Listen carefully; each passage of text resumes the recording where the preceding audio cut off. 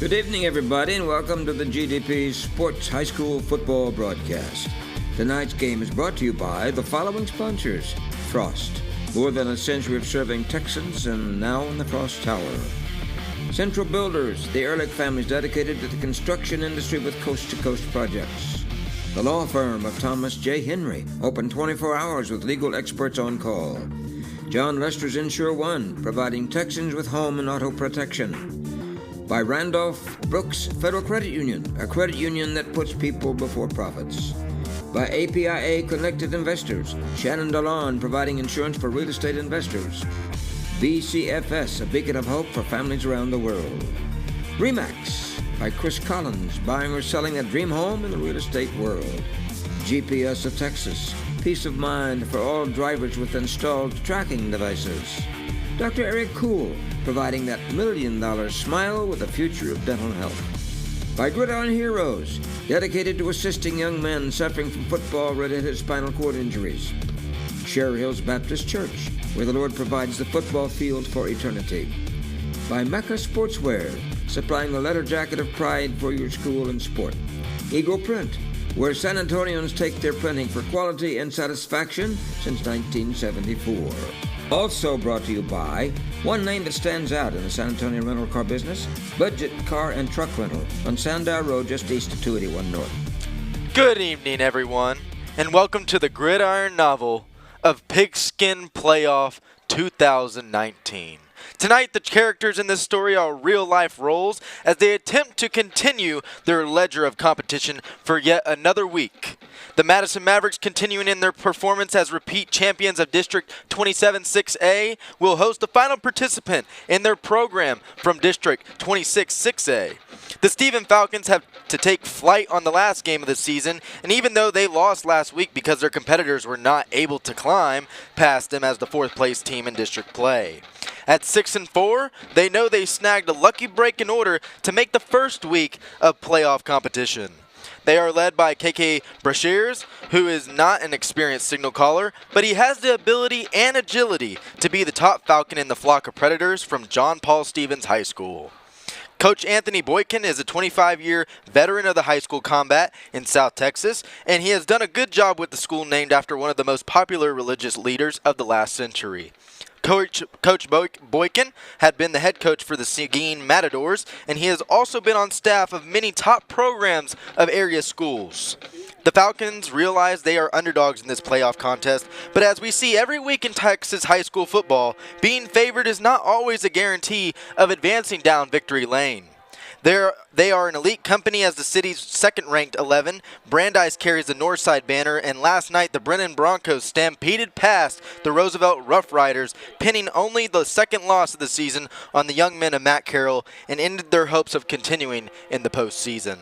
We are originating this broadcast from high atop Comalander Stadium tonight, and we expect a larger crowd of fans will cheer on their high school heroes. Gary DeLon returns in a moment with more commentary and interviews with Coach Blaine Peterson and Anthony Boykin. This is Frost Playoff Football. The most important team member isn't always playing in the game. Sometimes they hold a clipboard on the sideline. A good coach doesn't just call plays. They instill confidence in the individual and help the team overcome adversity.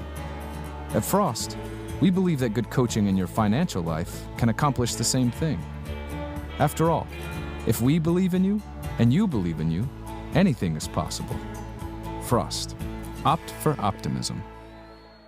APIA specializes in real estate investor insurance. For years, investors have struggled managing individual insurance policies. So APIA built a program to put investors' properties under one insurance policy. They've been helping investors save time and improve cash flow nationwide since 2001. APIA has the flexibility to meet the unique demands of both investors and financial institutions.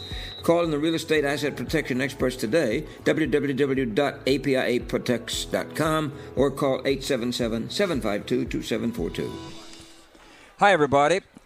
We welcome you back to our penthouse of performance tonight. And Comalander Stadium is where the atmosphere is festive and flamboyant as the Madison Mavericks hope to take a smoother highway to the postseason than they were able to travel last year, when they were inundated and flooded points by Lake Travis in the second round of postseason play that we carried for you from New Braunfels Canyon High School field. Now, even though they have a new leader who's heading up the trail ride, Mac Garza has been a true leader of the Maverick Corral this season. They completed their season with an 8-2 record and were undefeated in district play, with Roosevelt appearing to be their toughest competitor. But as we all know, and as Chase indicated, records and previous victories don't mean a thing when you reach this point in postseason play. Now, the preseason pick in 27-6A was the Reagan Rattlers, but they had to find the final regular season victory over Churchill to make the playoff pedestal. Quarterback Travis Staley was injured, of course, and the Rattler baseball star couldn't assume his role under center. With that stunning loss to Brennan last night, the Rough Riders will have to find another talent like Rashad Owens to lead them up San Juan Hill in 2020. What a magnificent night on this stage of high school football. A stage of stars performing before their student bodies and fans. Now, this frigid break of Old Man Winter caused the search for Mackinaws, and Mother Nature intervened for a short time and created a beautiful setting in this 2019 performance here at Commander Stadium. Now, the young gridiron thespians will have an opportunity to star in their roles as football stars for their old alma maters. We're providing you with the sights and sounds of Playhouse 19. The music will echo through Commander Stadium and will give you a bird's-eye view of all the postseason action. And thanks to Chase Holly, Rob Hicks, Mark Witherell, Walter Stoops, and Charles Vickers. So, as Bob Barker would say, come on down and join our audio tailgate party. We'll be back with the coaches' interviews. When we return, I'm Gary DeLon, and this is Frost High School football. While some banks are slow to approve auto loans, RBFCU is hitting the gas. With one of San Antonio's lowest loan rates and fast online approval, you'll have more time and money to live life your way. Apply today at rbfcu.org. Subject to credit approval, rates and terms subject to change. Other restrictions may apply. Better rates. It's what we do at RBFCU.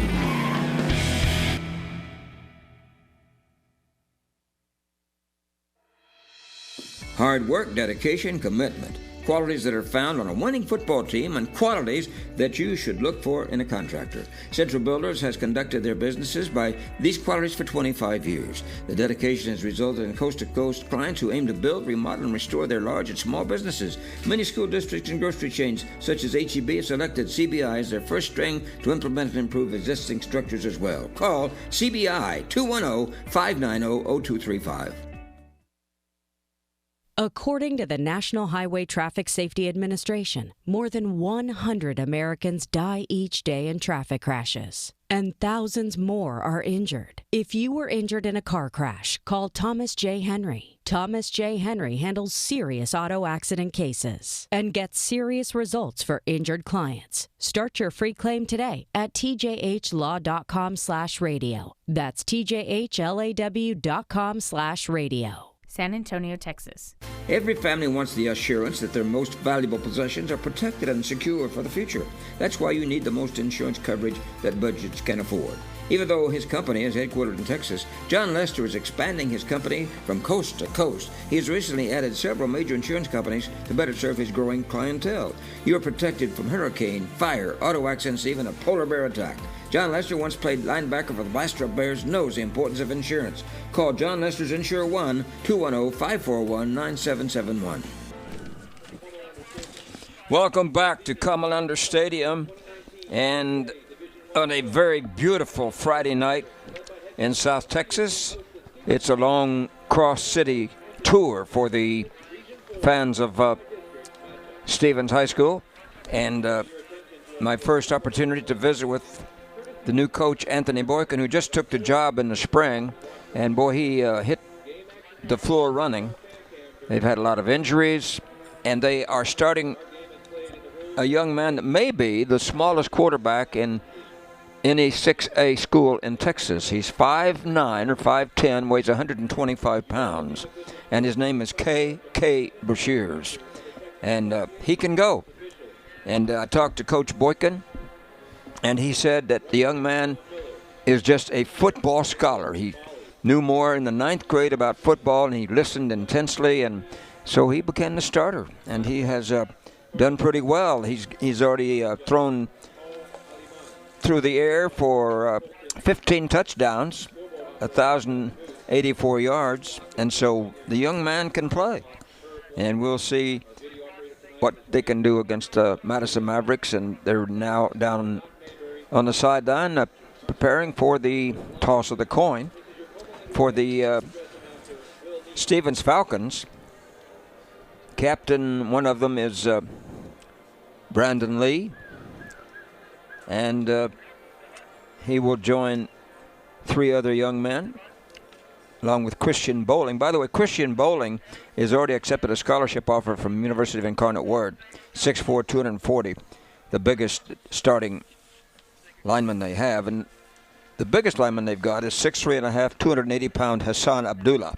He's only a junior. He'll back up Nathan Munoz over at left guard. But Hassan has only been playing football. This is his second year. They say he's going to be something else time he's a senior. He's a junior. He's 6'3½", 280 pounds. So he will be a good one for the future. Now we have our officiating crew down on the field. And it's being led tonight by John Miller. Umpires David Bally. Howard Green, head linesman, line judge Steve Macha. Side judge Paul Alimon. Field judge Colton Mitchell. And the back judge is Carlton Brown. So, Chase Holly, we expect a real good tug of war tonight, even though the Falcons have flown to the 6-4 record. I definitely think it's going to be a great football game. Records don't matter in this time of play, especially when you get into playoffs. It's 0-0. You don't have a record anymore. You start back at where you started at the beginning of the season. So if you put it in perspective, both of these teams have a lot of talent, a lot of agility, a lot of speed, a lot of strength. You never know who's going to come up on top, and just because some team is favored doesn't mean that they're going to win the game. The other 2 captains for Anthony Boykin are Dre McCullough and also Eli Wilkinson Alexander. Those are the 4 captains. And then for the Madison Mavericks, you have Garza and also there is Darian Gill. He and Garza have combined for a lot of yardage this year. And the third man in the foursome is George Johnson. And the last one is Deshaun Higgins, whose brother Dante was the starting quarterback last year and has a scholarship to UTSA. So we're ready for the toss of the coin. Coming up momentarily, slow-moving crowd into the stadium because it's a Friday night and it's a long way across town. Welcome to Mark Witherell, who's also with us tonight. And Mark will be keeping an eye toward College Station. Yeah, we'll keep an eye on you and then keep an eye on College Station because that's where we're headed tomorrow. But, hey, it's playoff time, Gary. It's win or go home. Yep. There is no tomorrow.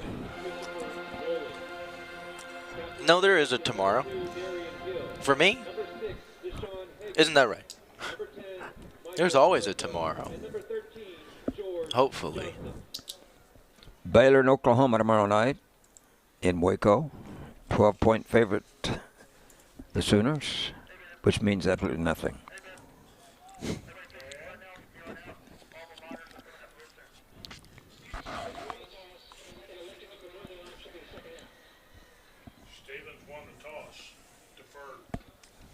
Stevens has won the toss down at midfield, and they will defer to the second half. I hope I didn't leave my binoculars downstairs, which I think I did. Did we bring up my binoculars? In the truck? Yeah. If not, you can't see, isn't that right? That's true.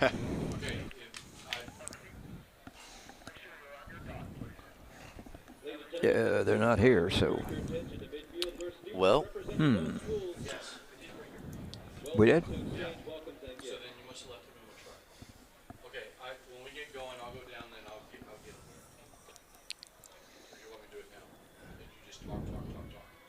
No, let's wait. We'll do it, or I can go get it myself. No, that's not a good idea. So as we witness the Madison Maverick Stephen High School. What would you call that team, Gary DeLon, down in the middle of the field? The student representatives. Student representatives. The assorted young men and women who probably lead the student body at their respective institutions. And looking at statistics in the rankings this week, and of course it doesn't mean a thing when you get to this point of the season anyway, you know, because it's, as we found out last night. Very true. The number one team in the city this week is Brandeis with Clemens second, Judson third, Steele fourth, O'Connor fifth. That's Express News. Roosevelt was ranked sixth, Madison 7, Brennan 8, Smithson Valley 9, and then Johnson 10. But Roosevelt, with a great season under Matt Carroll, and actually I felt like that Roosevelt had a chance to advance quite a ways into the playoffs.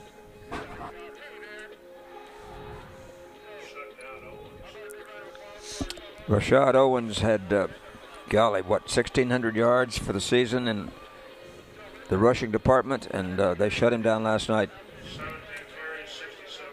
As Walter says, 17 carries, 67 yards. That is a drastic change in their play, Gary. It was. He was the leading broad jumper in the state, and to think that he couldn't even jump a few yards last night. We'll be back. You're listening to the great sounds of high school football in South Texas, and you're very lucky to have an opportunity to hear this play-by-play by the youngest young man in Texas doing the description with the verbosity that only he can produce. Ladies and gentlemen, we'll be back. You're listening to Frost High School Football. The most important team member isn't always playing in the game. Sometimes they hold a clipboard on the sideline. A good coach doesn't just call plays. They instill confidence in the individual and help the team overcome adversity. At Frost, we believe that good coaching in your financial life can accomplish the same thing. After all, if we believe in you and you believe in you, anything is possible. Frost. Opt for optimism. APIA specializes in real estate investor insurance. For years, investors have struggled managing individual insurance policies. So APIA built a program to put investors' properties under one insurance policy. They've been helping investors save time and improve cash flow nationwide since 2001. APIA has the flexibility to meet the unique demands of both investors and financial institutions. Call in the real estate asset protection experts today, www.apiaprotects.com, or call 877-752-2742. While some bank. We are back at Cumberlander Stadium, and since we have two interviews to get in 11 minutes, we better go over to the dressing room and talk to Coach Anthony Boykin of the Stevens Falcons. My first opportunity to visit with Coach Anthony Boykin, who has a lot of ties with my past too, because he played for the Southern Illinois Salukis, and nobody even knows what a Saluki is. Yeah, it's an Egyptian hunting dog is what it is. I started out as a walk-on there. I didn't make it very long, though. Those guys were a lot better than I was. But I got roots that run deep up there, but I got to Texas as quick as I could. So what was your first job in Texas, Anthony? I got my master's, actually, at Southwest Texas, and I finished up doing an internship at San Marcos High School, and they hired me on. So I guess I was like a puppy dog, and I must have looked sad. Yeah. So I was a Rattler, San Marcos Rattler, first job. Well, I had a visit with Jerry Cumberlander yesterday, and we were talking about you, and he said, I hired him to come to Northeast. That's right. I came down. I was in Round Rock at the time, and Coach Neil Hugh got the Roosevelt job. And so, I interviewed with Coach Cumberlander and Coach Hugh, and I was offensive coordinator at Roosevelt for many years. Yeah, that was a great background for you, too. And I was stunned last night that they got beat in that playoff game. Yeah, I still got Owens. I still got a little belt boy in me, as we say. There's a couple of us around. We had Coach Hamilton at Reagan. He was there on the staff. Coach Cook at Mac. He's on the staff as well. So there's some good coaches that were on that staff through that time. already here you are in the playoffs, and you squeezed in last week, which was good, no matter how you get in there. But the thing about it is you've had so many injuries before even the season, and you've got probably the smallest quarterback in the state of Texas as far as, 5'9", 125 pounds? Soaking wet. Yeah, when you look at him, we walk by him in the hallway, you pass him up because he doesn't look like a quarterback of a 6A football team in the state of Texas, but he's got a lion heart, that's for sure. When you're that small, I mean, he's got to be able to take the hit. So he must be pretty evasive to still be with you here this 11th game of the year. I think it's probably more he's kind of like a spaghetti noodle. They can't quite get a good solid shot on him, at least so far. So knock on wood, hopefully Madison doesn't get too many licks on him either tonight.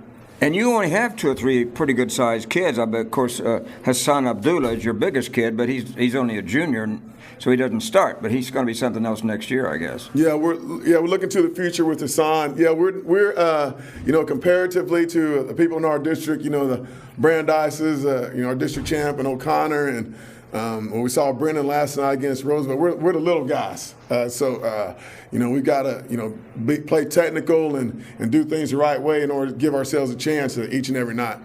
Well, Madison, a lot of people are surprised that they were the champions again of 27-6A. So you've got to stop their attack tonight, and they've got Gill, and then they've got Garza. So that's going to be a task for your defense. Yeah, that 1-2 punch is pretty potent. I got a little insider information because I coached those guys when they were freshmen. I was at Madison with John Campbell for a year, and so they were young guys. You could tell they were going to be good. They went 10-0 as freshmen, so it's no surprise to me that they're back-to-back district champions. A great group of kids. They play hard. We got our hands full tonight. Well, good luck tonight, and you've already had a darn good career over at Stevens, and we know that with all the injuries you've had, it shows how good the coaching staff really is to take you into the playoffs. Yeah, I can't say enough about the staff. I was able to keep the guys on that Coach Hernandez and Coach Hemphill had. And some of these guys have been here actually since the school opened, and Coach Bridges prior to that. So, they had good instruction before. There wasn't anything special I did. Just kind of let them do their thing, and they've been great supporting us, and it's team effort. Good luck tonight, Anthony, and to Stevens' great team as well. Thank you, Gary. Appreciate it. You're listening to Frost High School Football. And the defensive starters for the Falcons, who will be on D to start with. This is your down 4 in that 43. Zion Campos, 5'6", 142 junior. Jeremiah Mestri Elliott, 6'1", 192 junior. Dre McCullough, 5'10", 151 senior, and Joe Garza, 6'1", 220 senior. Now your 3 linebackers, Chris Jones, 5'10", 175 senior, Marco Lauda, 5'7", 160-pound sophomore, Ethan Gonzalez, 5'10", 170 sophomore, Eli Wilkinson Alexander, 6', 160 senior, Joshua Lopez, 5'8", 155 senior. Those are your 2 safety men, and your cornerbacks are Leonard Adams, 6'1", 165 sophomore, Michael Plante, 5'9", 157 senior. Now we have time to go over to talk to Coach Blaine Peterson, who played ball for Jim Streety at Madison High School and also a star at San Angelo State. Let's go down and talk to Blaine. Coach Blaine Peterson, last year we were at this same spot. We did your game and we followed you to New Braunfels Canyon, and that was a tough loss for you. So here we're going that same route, but tonight you hope it's a different outcome. Well, tonight we're playing a good Stevens football team. We're excited about this first-round matchup, and I know this. We're going to have to play a great game in all 3 phases to have success tonight, and I think our kids are ready for the challenge. But now you also know Coach Boykin, and you know his style as well. Absolutely. He was at Roosevelt for a number of years, and we faced when I was a defense coordinator, he was an offensive coordinator, so I've competed against him several times, and so they're pretty good on offense, and they got a good defense, and so we're looking forward for a good matchup. Since you followed in the footsteps of a pretty good set of coaches, do you ever talk to Coach Streety about football strategy or anything? Well, yeah, I have not called him recently and asked him for advice. But the time I spent as an assistant coach for him, I learned a whole lot of football, and I am thankful for those years under his tutelage, and he was a great man to learn from. So, no, I haven't called him recently about that, but he's definitely. I know that if I need some help, he's a guy I can call on. Well, you lost your quarterback last year. He was a good one. But Garza, he has really come on strong. I was very impressed with him last week. And also, boy, Gill had a great night. Well, both of those guys are really good football players. Mike Garza's, he had big shoes to fill. Everybody talked about Dante Hagens, and Dante was a great player for us. And we just need Mike to be the best he could be and keep getting better every week, and he's done that. He's one of the smartest kids I've ever coached, and then on top of that, he can flat run. He was in the 100-meter final in district last year, and so he's a good athlete. And then Darian Gill, he's been a steady competitor for us for 2 years now, and he's tough back there with the ball. Coach Blaine Peterson, and let's look at the offensive unit for the Madison Mavericks as we are preparing for the national anthem with the Madison High School ROTC color guard. You'll have R.J. Kyle, 6 foot 180 junior, over at one wide out. Then you have Nevan Cooper, 5'9", 155 sophomore at the other side. Jacob Martinez, 6'1", 220 sophomore. You'll have Brandon Masters, 6'1", 280 senior. Zach Harris, a 6 foot 1, 265-pound senior. Anthony Haddad, 6'2", 320 senior. Right tackle Raymond Jackson, 6'1", 250 senior. Quarterback Mike Garza, 6 foot 180 senior. Josh Cooper, 6'1", 180 senior. Darian Gill, 6'1", 195 senior. And Rick Caceres, 5'10", 170 sophomore. Ladies and gentlemen, our national anthem upcoming. Throughout the world and all our veterans with the playing of our national anthem.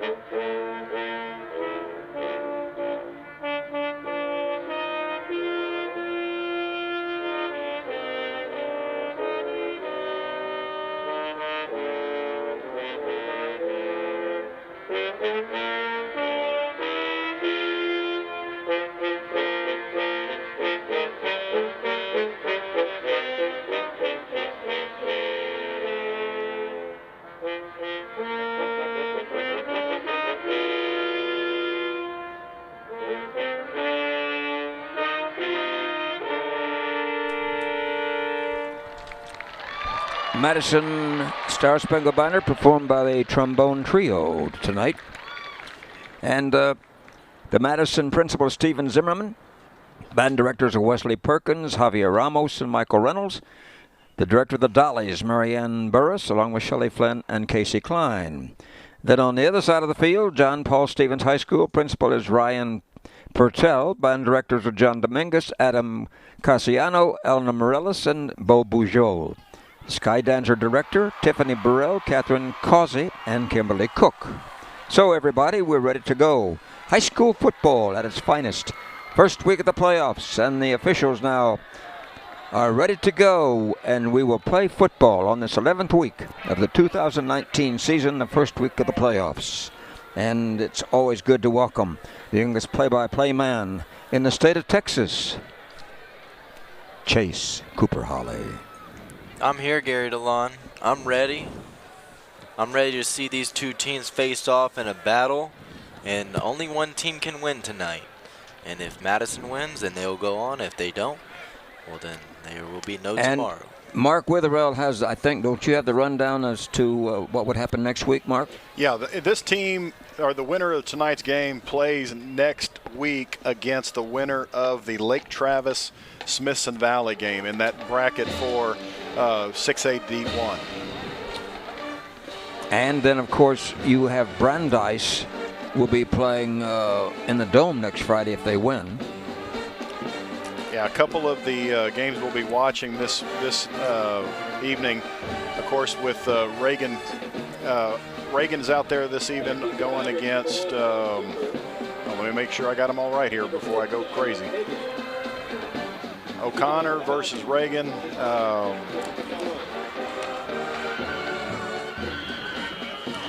Yeah, Johnson and Brandeis, and then of course here tonight, those are the last 3 remaining teams for 27-6A. And here's the boot by Jackson Schramm, and it's going to go take a bounce at the 25, and it's going to be picked up, and he's going to try to evade some people, but he doesn't get maybe 2 yards on the carry. And picking up that ball was number 11, and that's Josh Cooper for the Madison Mavs. So the Madison Mavs will take the steering wheel first tonight to see if they can maybe possibly get a scoring drive. It was kind of a pooch kick because they didn't want the great speed of Madison to get outside. It's at the 30, so it was a 5-yard return. So it'll be double wide out set both sides. Here's Garza taking the snap. He's going to keep, and he's going to get some yardage, and he's going to get the first down. First down. 14 yards on the carry. And making the stop in that secondary, Dre McCullough, along with Jeremiah Mestri-Elliott. 13-yard pickup. So it'll be Garza, double wide out set both sides. Here's Garza taking the snap. Hurry up offense to Darian Gill. And Gill's going to get about a yard on the carry, maybe a yard and a half. Look like Joe Garza on the stop, 220-pound senior. As Garza and Darian Gill will be playing a significant role in this game tonight. Madison wanting to go quick here. Hurry up offense, Chasey. Trip set left. Here's Garza taking the snap, and he's going to hand it off to Gill, and Gill's going to try to get it around that right side. He's got it. He's get the first down and more. He's to the 40. He's to the 30. He's going to be knocked out of bounds at the 24-yard line in the Falcons territory. Yeah, big gamble there by the Falcons defense. The entire defense was in 2 yards of the ball, and as soon as Gill made the corner, it was a foot race to the end zone. Looked like it was Joshua Lopez who ran him out of bounds. Here's 31 the yards. snap. Garza keeping the ball, and he's going to try to get through the middle, and he picks up a gain of about 2 on the carry, making it 2nd and 8. Or they're going to give him 3, so make it 2nd and 7. Jeremiah Elliott on the stop. The Madison Mavericks going fast. They have their play calling signs on the sideline with the big JM. They've already gone 54 yards on this drive. Double wide out set right, single set left. As Garza puts a man in motion, that's Navon. Navon taking it on the reverse. He's going to the left, 20. He's to the 20. He's to the 15, and he is going to be brought down by number 3, and that's Eli Wilkinson Alexander. Pick up a 9 for Navon Cooper. To be double wide out set both sides. 1st and 10. Here's the handoff, the fake handoff to Gill, and Garza's going to take it up the middle. Being brought down at the 5-yard line. Wow, is this a hurry up? 7-yard pickup. Here's Garza taking the snap. He's going to give it to Gill, but this time he has nowhere to go as the Falcons key on Gill. 10 minutes left in the first quarter. Only 10 seconds between those 2 plays, but on 1st down to 2nd down. Joe Garza had to come up from his defensive end position on the right side. So loss of 2 on the play. 3rd and 5. If they get the first down, they have 4 tries at going into the end zone, or they can kick a field goal. Double wide out set right, single set left. Here's Garza taking the snap, handing it off to Gill. Gill's going to get in, and he's going to get into the end zone for a touchdown to make it 6-0. Oh, tremendous blocking by Martinez, Masters, and Harris on that left side. And don't forget Anthony Herrera, 6'2½", 320 pounds of solid horse meat. And there's still 9 minutes, 36 seconds left on the clock. As we wait for Abada Cortez to kick it through the uprights. Here's the PAT attempt, and it is up high, far, and good, making it 7-0. What a beautiful start, energetic. 65-yard drive. 9 minutes, 36 seconds left in the first quarter, and you are listening to Frost Playoff Football.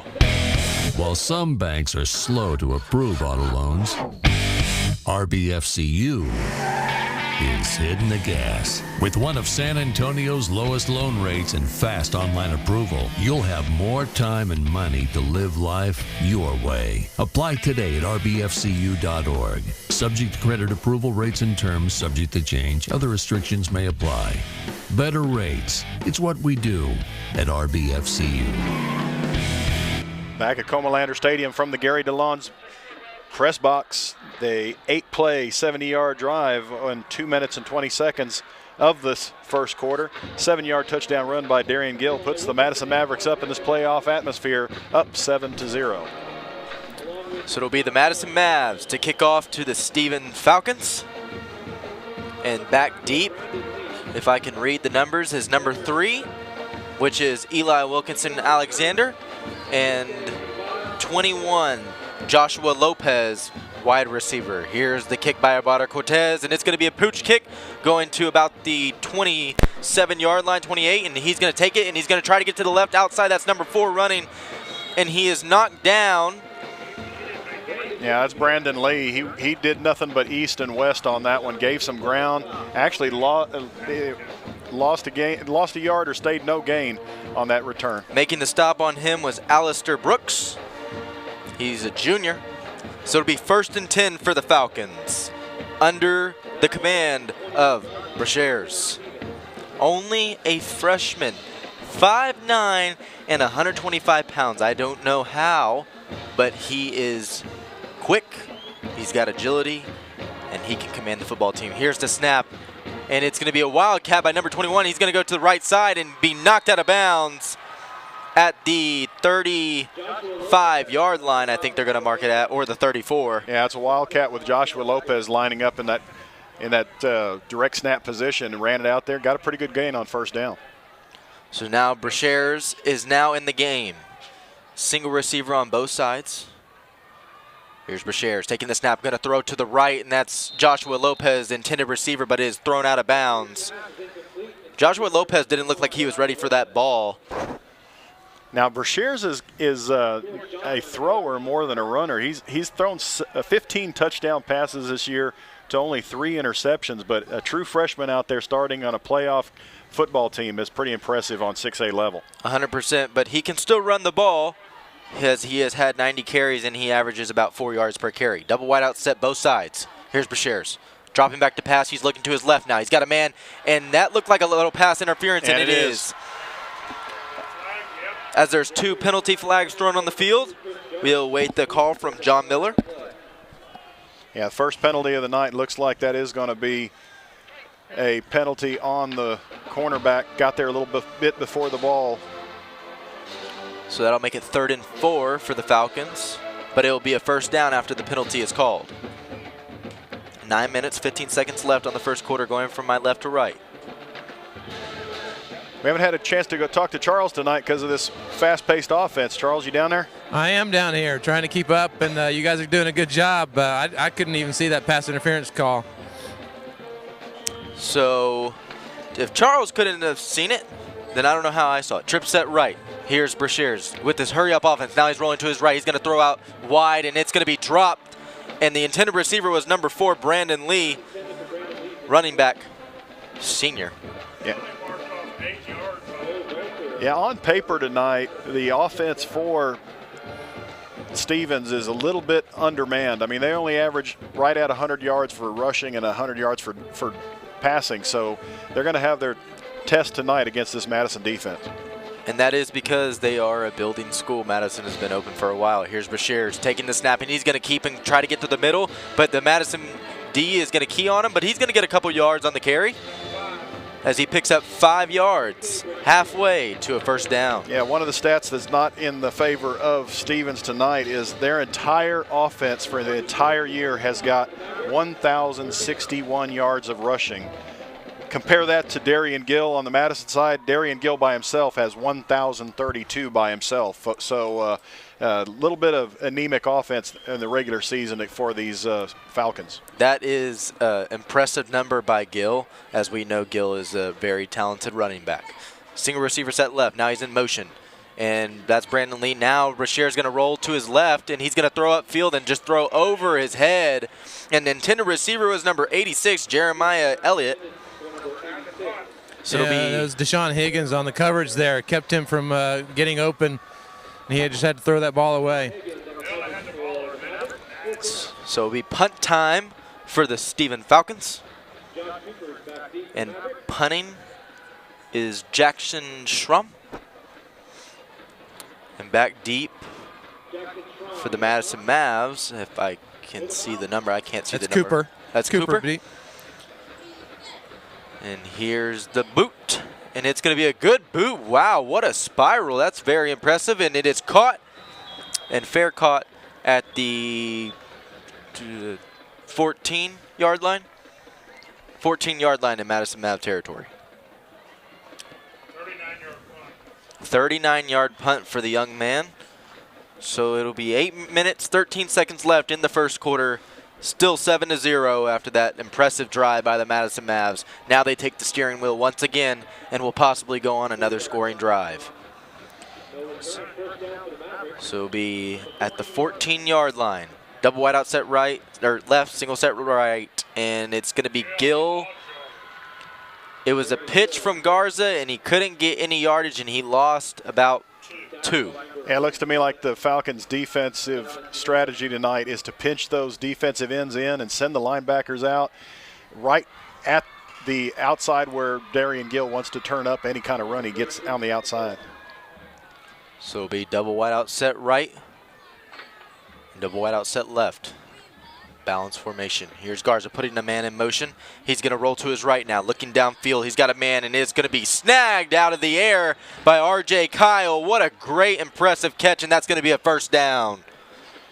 You said it there, just a snag out of the air. That ball looked like it was sailing over his head, and Kyle went up and grabbed it and made a really good catch on that and moved the chains in the process. And that's just something that you see in high school football. So it'll be 1st and 10, 7 minutes, 34 seconds left in the first quarter. Going from my right to left. Trip set left. Double wide out set right. Here's a man in motion. That's Gill. Garza's going to take it and keep, and he's going to go nowhere as he loses 3 on the carry. Hey, going back to that previous catch by R.J. Kyle, he's a very athletic kid. Before the game, he was practicing his basketball moves. So he kind of used that there, reaching up for that catch on that previous down. And I could see him being a very good basketball player due to his height. Double wide out set both sides. Here's Garza taking the snap, handing it off to Gill. Gill trying to find a gap, and he's going to get a couple yards. He got the 3 back, so it'll make it 3rd and 10 now after that loss on the last previous play. Yeah, that Falcon defense is just gambling. You got a 3-4 defense, but then you're running your outside linebackers right up to the line of scrimmage right before the snap, and if Gill can get past that first level, he's into the secondary with 20 yards before he's touched. That's exactly it. So be trip set left, single set right. Here's Garza dropping back to pass, looking to his left now. Now he's got a man, and it's Josh Cooper, and it is caught. And I don't think he's going to get the – did he get the first down? They're giving him forward progress. Move the chains. So that'll move the chains. What a clutch 3rd down conversion by the Madison Mavs to keep their drive alive. 6 minutes, 20 seconds left in the first quarter. This is a fast-moving game to the fast offenses of both teams. Here's the handoff, fake handoff to Gill, and Garza's going to take a couple hits and go down, and he might get a yard on the carry. So that'll make it 2nd and 9. Yeah, this triple G offense by Madison, you've got Gill and Garza, and now you're bringing in Green, number 29, is in the game now, and all these guys average like 6 yards a carry, so they know what they want to do. They want to run the ball and pound it at that Falcon defense. And that's exactly it. That's their strategy. If one starts to get a little tired, they can sub in the other one, let the one rest, and then here he goes. Gill's back in the game after the rest. Here's Garza rolling to his left, being pressured, and he is brought down and sacked by about 5 Falcons. So that'll be a loss of 5 for him, but there's a penalty flag on the ground. Yeah, they brought the house on that one. A couple corner blitzes they may have had at somebody offsides, but let's see what the call is. As John Miller calls it, it's an offsides. So that'll work in Madison Maverick favor.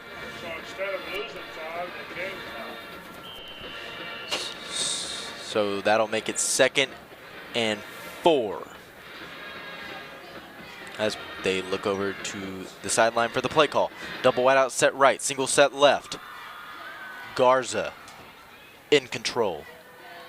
As he draws many offsides, and he's going to throw downfield to Josh Cooper, and it's knocked down. What a good defensive play by that DB, and that's number 16. That's Leonard Adams. Yeah, but look at that this way, and maybe Charles could say the same thing, but Michael Garza got that penalty on a hard count and then knew he had a free play and threw it up there. Why not? Yeah, exactly. You kind of saw that coming right off the get-go. I thought because of the short, 2nd and short, they might try something aggressive anyway. And they got a first down on the penalty, but they went for it, and they almost connected. Mike Garza definitely has the IQ and the intelligence to do so on that free play. He saw the men draw offsides, and he still kept going. So it'll be double wide out set right, single set left. Here's Garza. Hurry up offense. Navon Cooper now in motion coming around, and it's going to be a handoff to Green, and Green's going to run on the right outside. He's going to hit and go out of bounds, and making the stop was number 3, and that's Brandon Eli Lee. Wilkinson. Or Eli Wilkinson Alexander. Yep. Pick up a 5 for Green. So that'll be 2nd and 5. Double wide out set both sides. Garza taking the snap as he's going to hand it off to Green. Green going to go up the middle for a gain of about 2. That'll make it 3rd and 3.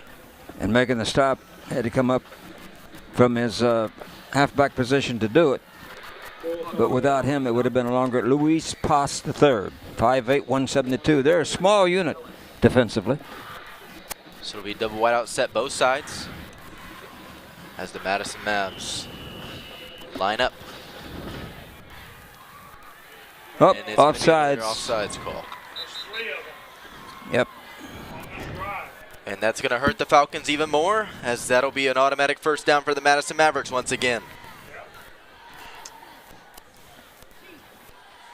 The Falcons just seem to not be keen on that long snap count, or it's a double time, or something along those lines. Joshua Gonzalez is one of the keys to their defensive unit.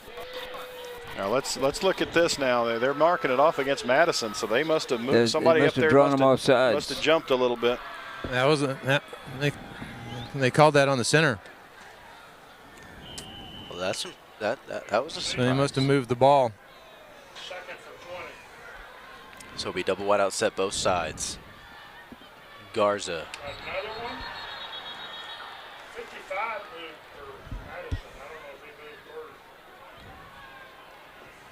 John Miller will discuss it. Well, you got three 90s in that defensive unit, 99, 96, and 90.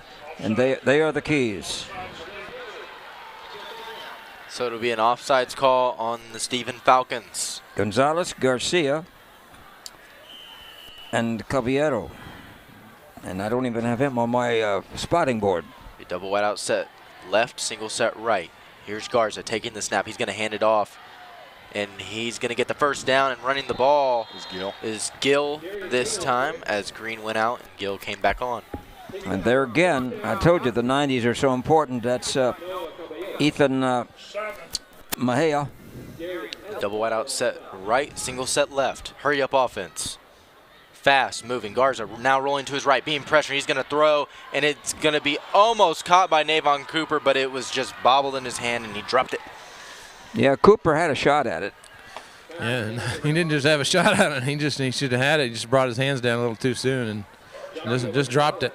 Yeah, and Garza got drilled by Josh Gonzalez, number 99, in his face, and Gonzalez actually planted him in the ground a little bit after the ball was out. So double wide set right. Here's the handoff to Gill on going towards the left side. Now he's to the 35, and he's to the 30, and he's going to be knocked out of bounds. And there's Eli Alexander again. 26. So that's a 13-yard carry for Gill, giving him the first down and a little bit more. So it'll be 1st and 10. 10 first downs already in this game. Here's Garza taking the snap, handing it off to Gill, and Gill's going to be hit from the right side, and that's big number 99 making that stop on him. And not J.J. Watt either, it's Josh Gonzalez. He is definitely a key aspect of the Stevens Falcons defense. 9 carries, 61 yards for Gill. Trip set right, double wide out set left. Here's Garza throwing to his right, and it is caught, and it's going to be a first down and a little bit more. And making that catch was number 24 for the Madison Mavs, and that is Nicholas Caceres. Or Caceres? Caceres, you're right. Caceres. 5'10", 170-pound sophomore. Gain of 10. 18 yards in from the far side, going toward New Braunfels. Double wide out set both sides. Here's a handoff to Gill as Gill tries to go up the middle. Yep, there he is. One of the 90s. 96 this time. And he's going to pick up a gain of 3 yards. So it'll be Alex second Garcia. and 7. 15th play for the Madison Mavs. They are controlling the clock, as the clock is now at 2 minutes 34 seconds. Here's Garza dropping back to pass. He has plenty of time. He's going to throw in the end zone just above Navon Cooper's head. He had it, but he just threw a little too high. Yeah, and back there to defend was Dre McCullough, 150-pound, one of the captains. Orange-clad Madison Mavericks with their white trim and their white helmets and numerals. So it'll be trip set left, single set right. Garza taking the snap as he's going to throw to his right, and it's going to be caught by R.J. Kyle, and it's going to go in the end zone. R.J. Kyle. Come back, Kyle. 2 minutes, 25 seconds left in the first quarter. And this is an exciting ball game, Gary DeLon. Already 2 strikes for the Madison Mavericks as they're out of the corral early tonight. As we await the PAT attempt by Ibarra Cortez, and it is up high, far, and good, making it 14-0. 2 minutes, 25 seconds left in the first quarter. You're listening to Frost Playoff Football. Hard work, dedication, commitment. Qualities that are found on a winning football team and qualities that you should look for in a contractor. Central Builders has conducted their businesses by these qualities for 25 years. The dedication has resulted in coast-to-coast clients who aim to build, remodel, and restore their large and small businesses. Many school districts and grocery chains, such as H-E-B, have selected CBI as their first string to implement and improve existing structures as well. Call CBI 210-590-0235. Back at Comalander Stadium, where the Madison Mavericks have gone 16 plays, 86 yards, 5:48 off the clock. They're going fast, they're going slow, and they're going a long way on an 11-yard touchdown pass from Garza to R.J. Kyle, making the score 14-0 in this playoff game. 14-0 Madison. And Charles Vickers, it looks like now it's just the muscle of the Mavericks against the much smaller defenders. Yeah, I mean, Stevens is fast, but they are oversized by quite a bit, and you'd expect Madison to take advantage of that. And here's Ibarra Cortez with the boot, and it's going to go a little farther than the last one, going to about the 22, and it's going to be caught by Lee, and he's going to run it up the middle, and he's going to get a couple yards, but not much. Maybe give him a gain of 5. Well, he had some great quickness, but just didn't have any blockers in front of him to open the door, so... So the Falcons will take the steering wheel once again to see if they can score against the Madison Mavs. Yeah, without that penalty on their first drive, Stevens would have been 3 and out. So let's see if they can do anything here on their second time having the football tonight. 11 total yards on the offense. K.K. Brashears. And they're going to come out in a little bunch crunch formation on the right side. Brashears taking the snap, and he's going to hand it off. And he is going to have nowhere to go, and running the ball was number 9 for the Falcons, and that is Michael Plante, 5'9", 155-pound senior. They don't have a lot of size, but they have a lot of heart, is what Coach Boykin said. Yeah, going out wide to the right now is Chris Jones. He's got great speed if he ever gets loose. Here's the man in motion. And it's going to be a snap. Now rolling to his left. Brashears looking. And he's going to be pressured and sacked. And he's going to lose And that's Anthony Zuniga on the stop and the sack. Well, he's only 6'4", 220. Only 6'4", 220 He against outweighs his opponent by 100 pounds on the tackle. 5'9", 125. Loss of 10 for the Falcons. Far side of the field, 18 yards in from the far side at the hash mark. They've got to go from the 15 to the 30, so 22 yards on this necessity to get a first down. Here's Brashears rolling to his right now, looking downfield, and he's going to throw to number 9. It's going to be caught, but did he get in bounds? Yeah, yes, he did. Brilliant catch on the play. And that's number 9, Michael Plante. Longest gain of the night now for the visiting Falcons of John Paul Stevens High School. That was a great catch. Yeah, great catch by Plante there. Got his feet down after he made the catch on the tightrope on the sideline. Double wide out set both sides. Brashears throwing, and it's going to be a miscommunication as it was intended for Joshua Lopez. But it just flew over his head, and he never turned around to see. Well, it was he had to have make it a quick toss because he was getting pressure on the outside.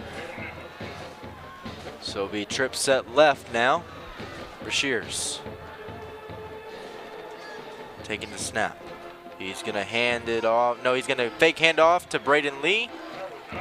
Yeah, he should have faked handed, and he should have really handed off. Yeah, he should have handed that one off.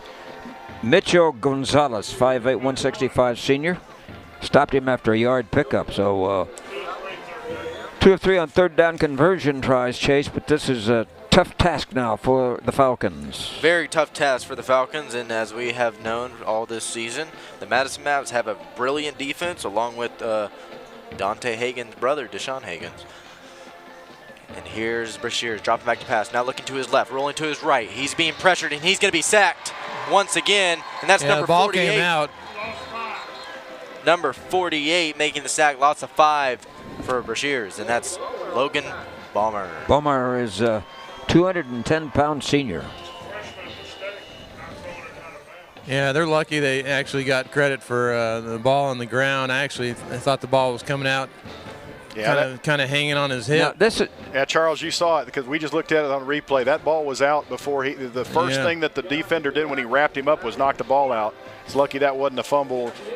That's the end of the first quarter, my friends, and you're being led by a 125-pound freshman. That's amazing. You're listening to Frost High School football. According to the National Highway Traffic Safety Administration, more than 100 Americans die each day in traffic crashes, and thousands more are injured. If you were injured in a car crash, call Thomas J. Henry. Thomas J. Henry handles serious auto accident cases and gets serious results for injured clients. Start your free claim today at tjhlaw.com/radio. That's tjhlaw.com/radio.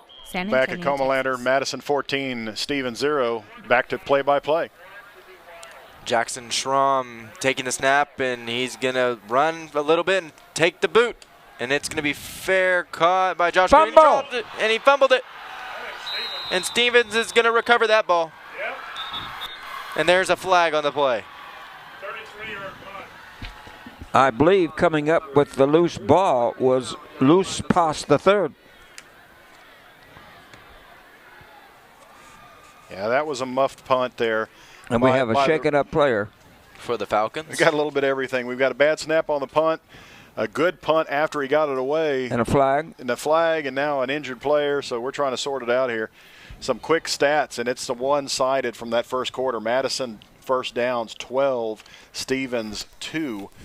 148 total yards for Madison, only 18 total yards for the Stevens Falcons. 3 of 3 on third down for Madison, 2 of 4 on third down for Stevens. Penalties on both sides. 3 penalties for 15 yards against the Stevens Falcons, 2 penalties for 20 yards against the Madison Mavs. And that's going to be a declined penalty, so it will be Stevens' ball, 1st and 10. Well, isn't that just a first turnover of the game? Shaker. It's a shook. First turnover and the first injury. We hope we don't see any more of those. Yeah, on that turnover, the delay in getting the punt off allowed the coverage to get down in front of Cooper, who's trying to receive that kick, and he kind of lost track of where the ball was, looking at everybody coming at him. Couple of score updates. Austin Bowie, Clemens are tied at 7. Johnson & Johnson, no score in the first quarter. Johnson & Johnson, is that a pharmaceutical company? Or? Johnson & Brandeis. Oh, okay. I apologize.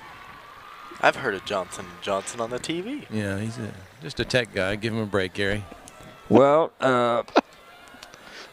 he's being helped off the field, and the young man that was injured on the play looked like his right leg, and that's Nate Garcia. We hope that Nate's okay. So he's favoring that right knee. Bless his heart. So next week's opponent for the winner of this game tonight is the winner between Smithson Valley and Lake Travis. Right now, the only score in that game is 3-0. Smithson Valley over Lake Travis in the first quarter. That would be a big upset should they go on to win that game. So now the Madison Mavs will have to defend the Falcons in their own territory. Here's the throw, and it's caught. Nice. A little flare out pass to Joshua Lopez. Hey, Brashears may not be the biggest guy, but he's got a fairly sizable arm out there. I've seen him throw some pretty good passes, and that was one on a rope out to that outside Miguel receiver. Becker made the stop. Double wide out set both sides. Here's Brashears. Looking to his left, now throwing out to the left, and it's going to be caught. Same play for the first down. Exact same play the other way. And that. I think what they're going to do, looks like to me, Charles, is they're going to go outside quick because they can't have much luck going in the middle. Yeah, so we see the hurry-up offense, and they're spreading out the field here a little bit. That's one thing they can do to take advantage of their speed. Chris Jones on that last reception. Pick up a 5 for him. Bunch crunch formation on the right side. Single receiver set left. Here's a man in motion. That's Chris Jones. Coming over to the left side now.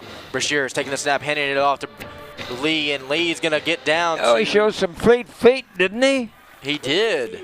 He can move, and he gets to the 16-yard line. Brandon Lee was on the flee, I tell you that. He's one of the captains. Coming into this game, he had about 248 yards rushing. It'll be 2nd and 3.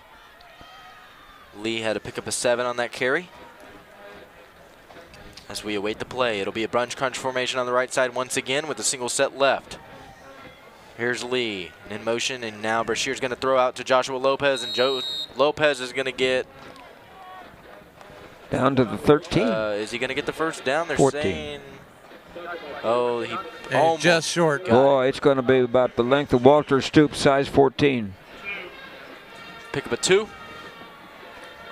Making the stop. This is an important third down was conversion. Chris Pataki. 10 minutes left in the second quarter. 14-0. The Madison Mavs are leading. Bunch crunch formation on the right side. Here's Brashears putting the man in motion. That's Lopez coming over to the left side now.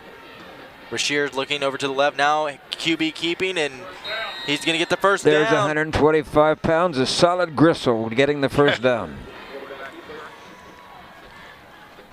The Madison Mavs defense is very intimidating. Pick up a 2. Yeah, he shows as a true freshman, but by this time of year, there's no real freshman left on the field. You're right He's got about enough that. experience to play on the varsity under the lights. And lead the team into the playoffs. How about that? Well, and lead the grader. team into the playoffs out of a murderer's row of district over there. I mean, to get into the playoffs out of that district is a feat in and of itself.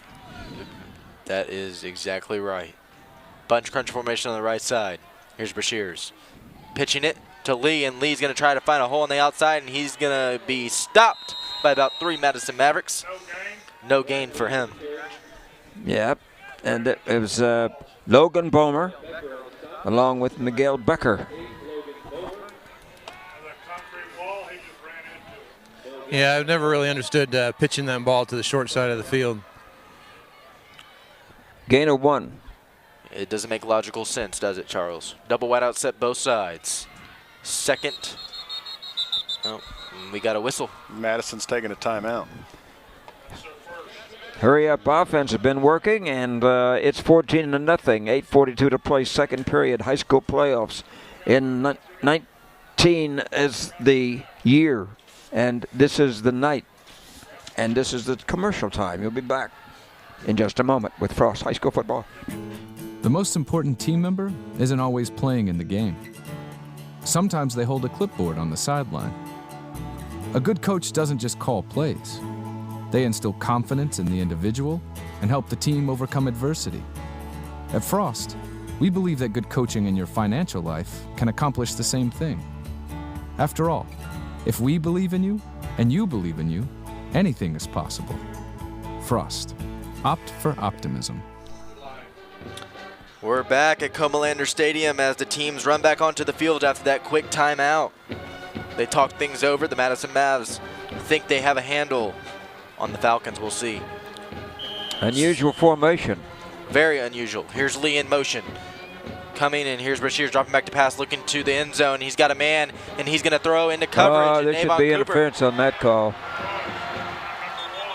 That's Navon Cooper. He went over the back of the intended receiver. And hey, Gary, while we're waiting for a score, or while we're waiting for a ruling on this penalty, Johnson 7, Brandeis 0 over at Ferris Stadium. Of course, Brandeis is without battles tonight, their starting quarterback. Another first down picked up by penalty. They're second by penalty, and here they come in a hurry-up offense. And they're only 2 yards away from getting into the end zone. At the hash, going toward Blossom Athletic Center. The Madison Mavs are going to try to hold them here. We'll see. Here was the snap, and it's big number 99 carrying the ball, and he's going to get in the end zone. Well, he was eligible, and that is Joshua Gonzalez. Wow. He weighs about 240. Oh, he looks bigger than 240, but they line their big defensive lineman, Joshua Gonzalez, up in the Wildcat. Just nothing fancy. Snap it to him and let him bowl his way into the end zone, and that's exactly what he did. He was a wild falcon on that play. He flew into the end zone. He looked like he was treading water, but he got in there on the float. That was impressive. I like that. Yeah. As we await the PAT attempt, and it is going to be up, high, far, and good. That was by the punter-kicker Jackson Schramm. And let's go down to Charles real quick. Well, you guys saw that. It was pretty impressive display of short yardage offense there. I can imagine the rest of the game they should stick to that plan. All right, you're listening to Frost High School Playoff Football. In 1984, high school students were dancing to the song Hey Mickey. That same year, Sherry Armstrong opened Mecca Sportswear to provide those students with quality leather jackets along with all district and all state patches. Well, now, 3 decades later, Sherry and her family are still providing custom leather jackets and award patches to South Texas' greatest student achievers. Call toll-free 844-HEY-MECCA. Hey Mecca, 844-HEY-MECA. Back at Comalander Stadium, where the Stevens Falcons have scored points off of a turnover, the first turnover of the night of a fumble on the punt return by Madison. Stevens goes 7 plays, 36 yards, 3:28 off the clock. A 4-yard touchdown run by big Josh Gonzalez makes the score, 14-7 Madison. That was a real stunner for the Madison D, too, because when you got a freshman that weighs 125 pounds, he was playing like he weighed 230. Well, that's going to wake up Madison. I mean, they were up 14-0, maybe thought they had a laugher on their hands, but that's going to wake them up and make them focus the rest of the game. And here's the boot, and it's going to be a pooch kick going to the 29. It's going to be caught, and now it's going to be Gill taking it towards the right side, and he's going to be stopped. A great defensive play on the specialty units, and that was by Darius Ellis. He's only a sophomore. They've got a young team on this team from Stevens High School.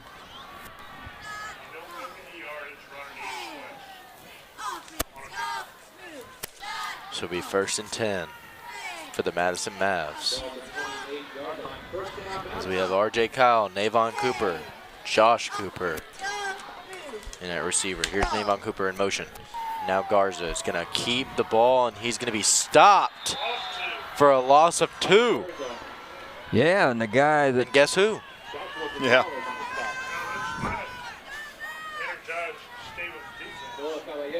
That was a great play defensively. And that was by Luce Pass, the 3rd. So it'll be trip set right, single set left. Here's Garza dropping back to pass, looking to his right now. He's going to throw downfield, and it's R.J. Kyle trying to snag it out of the air once again because the ball was just thrown a little too high, and he almost had it. But if the ball would have been thrown in the pocket, he would have had that. Yeah. Eli Wilkinson Alexander was defending, but... Yeah, Kyle made the spectacular catch a while ago and kind of drops the routine one there, as that looked like it was right in his hands, just a little high like you said. But that should have been a catch, and he knows it. He looks upset. He'll get it on the next play. Trip set right, single set left. 7 minutes, 54 seconds left in the second quarter. Here's Garza taking the snap. He's going to be pressured, and now he's rolling to his right. He's being pressured, and he throws, and it's going to be a low ball to R.J. Kyle, and he couldn't get there in time. And that was just a desperation pass. Well, and guess what? How about 3 and out? 3 and out. Punt time. I tell you what, Dre McCullough was one of those putting on the pressure, along with one of the 90 boys. They had the ball 40 seconds at drive. Ethan Mejia. The Falcons playing with lots of heart. Credit that Falcon defensive line for putting some pressure on Garza, because there was an open receiver there. He just couldn't get him because he was running at the same time trying to throw. Yeah, I tell you what, defensive coordinator Mitchell Ricker has made some adjustments. And here's the punt, and it's going to be a sideways spiraling punt. Going to drop down and be deadened at the 39. 35-yard punt. And the young man down to down it was Joe Rosas on the specialty unit. So it'll be 1st and 10 for the Falcons. So you got to go back where Stevens had the ball, punted, got that penalty, and then scored the touchdown. And now the defense for Madison's been on the field a long time and now back on the field after only having 3 plays off. And the change came on the fumble. So we double wide out set left, single set right. Here's the throw, and it's going to be intercepted. And he's going to go to the 30. He's to the 20. He knocks down the rep. Brashear knocked down the rep, and he's in the end zone. 44 yards. And guess what? He wears number 13, so that was good luck for him, wasn't it? Are we talking about George Johnson? Yes, we are. What a great interception. And George Johnson rambled like a sprinter in the Olympics. So it'll be Garza holding. And Abada Cortez for the PAT attempt. Here's the boot. It's going to be a low one, but it's going to be good and making it 21-7. Oh, man, he ripped to the outside and headed for East Commerce Street. Yes, he did. 7 minutes, 28 seconds left in the second quarter. You're listening to Frost High School Playoff Football.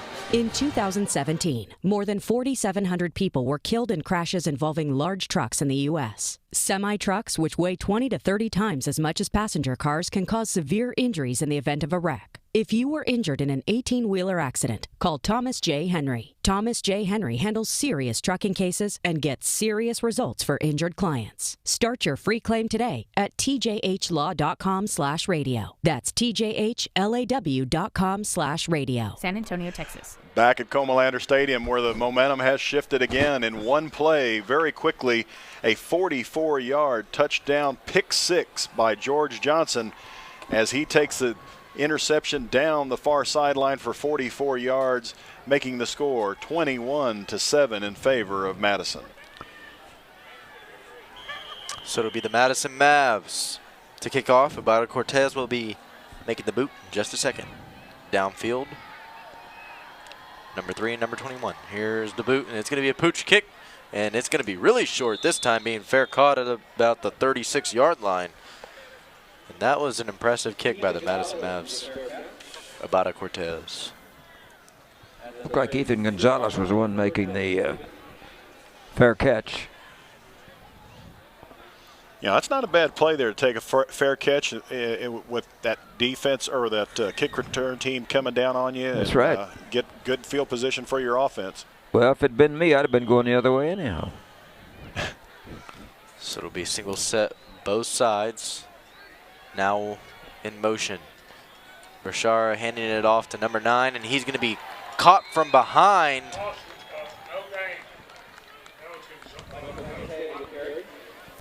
And that one knocked the wind out of him.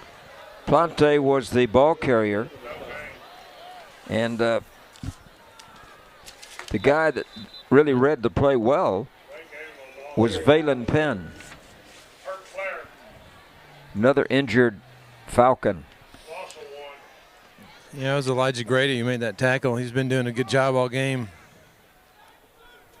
Yeah, those Madison linebackers, they run sideline to sideline pretty good. So if the Falcons want to get advantage with their speed, they've got to overcome those linebackers for the Mavericks, that's for sure.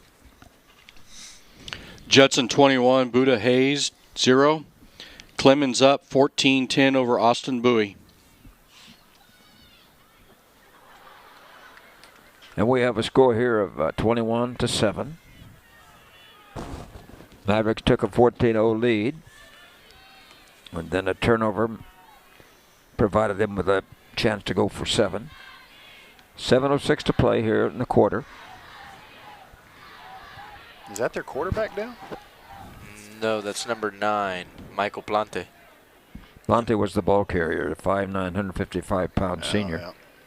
Important figure in this offense. He alternates with Brandon Lee. And he's being helped up. Got his bell rung, I think. Well, he's limping a little bit. We haven't seen the other youngster who was shaken up earlier. Well, you know, he'd hopped up from the run, and he got about halfway across the field, and then he collapsed.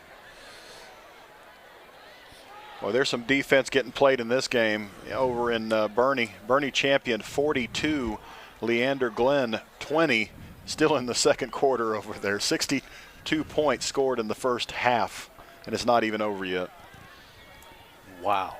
At the hash mark on the western side, going toward the north. Double wide out set left, single set right. Here's a man in motion.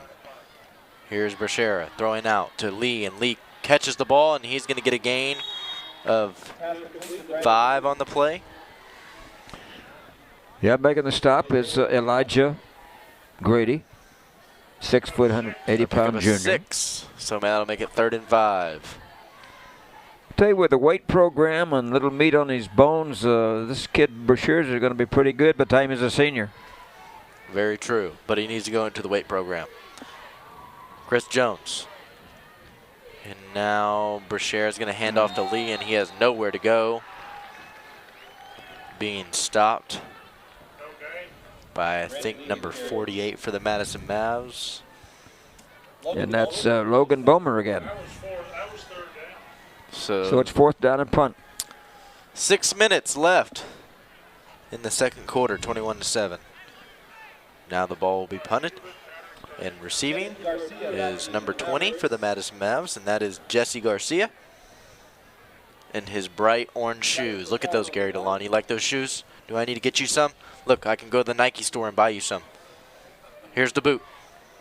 And it's going to be a straight up in the air, basically. But it bounces. And it's going to roll to about the 25-yard line. 34. So 34-yard kick. He was lucky to get that. Decent yardage for that kind of kick. So the Madison Mavs offense will come back onto the field. 1st and 10. And they are going to possibly have a scoring drive in their eyes as the fire sparks again. Double wide out set right, single set left.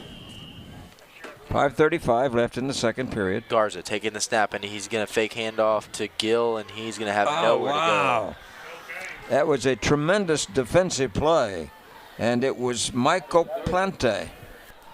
I think that was Michael. He was shaken up earlier. Is that number 9? So they're going to have... No. Couldn't have been. Double wide out set both sides. Garza taking the snap, now dropping back to pass, looking to his left. He's got a man, and it is caught by Josh Cooper, and Josh Cooper's going to tightrope on the sideline and be knocked out of bounds. And he's going to pick up a gain of 8 to make it 3rd and 2. That last play was made by Devon Martin, who wears number 8 and not 9. 3 of 5 for 3rd down conversions for the Madison Mavs. Double wide out set right, single set left. Here's Garza going under center now. And he's going to try to push through. And he didn't get it either. Wow. Oh, Great stop. And who is? It's one of the 90 boys. It's the biggest 90 boy. Joshua Gonzalez. Yeah, it looked like the rest of with the exception of the center, the rest of the offensive line for Madison just stood up, and there was nowhere to go, no forward push, and Garza on the quarterback sneak went nowhere. So it'll be punt time for the Madison Mavs now, as we have a back-and-forth game of punting and going 3 and out. Well, Charge, you got to give this defensive unit credit for holding down the Maverick offense. Yeah, I'm curious as to how often they'll keep running up the middle. And here's the boot, and it's going to be take a bounce. And rolling dead. 30-yard punt. 30-yard kick. Madison's gone 3 and out. They mark at the 36-yard line. But what a defensive strategy. We told you that they'd changed their attitude and aptitude apparently too, because with the defensive adjustment, they've stopped the Mavericks the last 3 periods, last 3 possessions. 4 minutes, 11 seconds left in the second quarter as the Falcons offense comes back onto the field. The freshman quarterback taking command of his team. Brashera handing it off, Flea now flicker. pitching it back, flea flicker, and he's going to throw downfield, and it's going to be almost intercepted as someone dives for it. And guess who? That's the last guy that took an interception, number Intended 13. for Joshua Lopez, but he had 2 guys. He threw in a triple coverage yeah, there. He did. The Madison secondary was not fooled on that trick play. Somebody sprayed for fleas. So it'll be George Johnson almost intercepting that ball. So it'll be 2nd and 10. Here's the Falcons. Trip set left. As he puts a man in motion, that's Lee going from left to right. Now keeping the ball. Brashera looking for someone to run, and he's going to be brought down. Now Brashears gets a 3-yard gain. That's it. So it'll be 3rd and 7. 3 minutes, 45 seconds left in the second quarter. Anthony Zuniga is that nose tackle. Chris Pataki on the right. Darius Edwards on the left. As they look over to the bench for the play call. Now Lopez coming out wide left with the double wide out set right. 3rd and 7. Here's Brashera. Taking the snap, and he's going to look to his right quickly. Now stomping. Going now to the left now, rolling, and he's going to look for someone and dive. He just didn't have anybody. The Madison Mavericks using very good coverage, and that's Noah Dudley making the stop. So Brashears just couldn't get loose. Yeah, Brashears needs to put on some weight, but the way you don't do it is by eating the football there. You got to get rid of that football. When you get outside the pocket, throw it away, live to play another day, because he's getting hit on top of everything else there by some pretty stout defensive Jenny players. Craig Dye wouldn't help him on that play. And here's the boot. And it's going to be a spiraling kick this time. And going to be tried to be fielded. Another fumble. Very poor decision by the returner. Madison recovered it. And I believe the returning, 42 recovered it. it was recovered by a very alert and wide awake Elijah Grady, because that was an ill-advised attempt on the reception.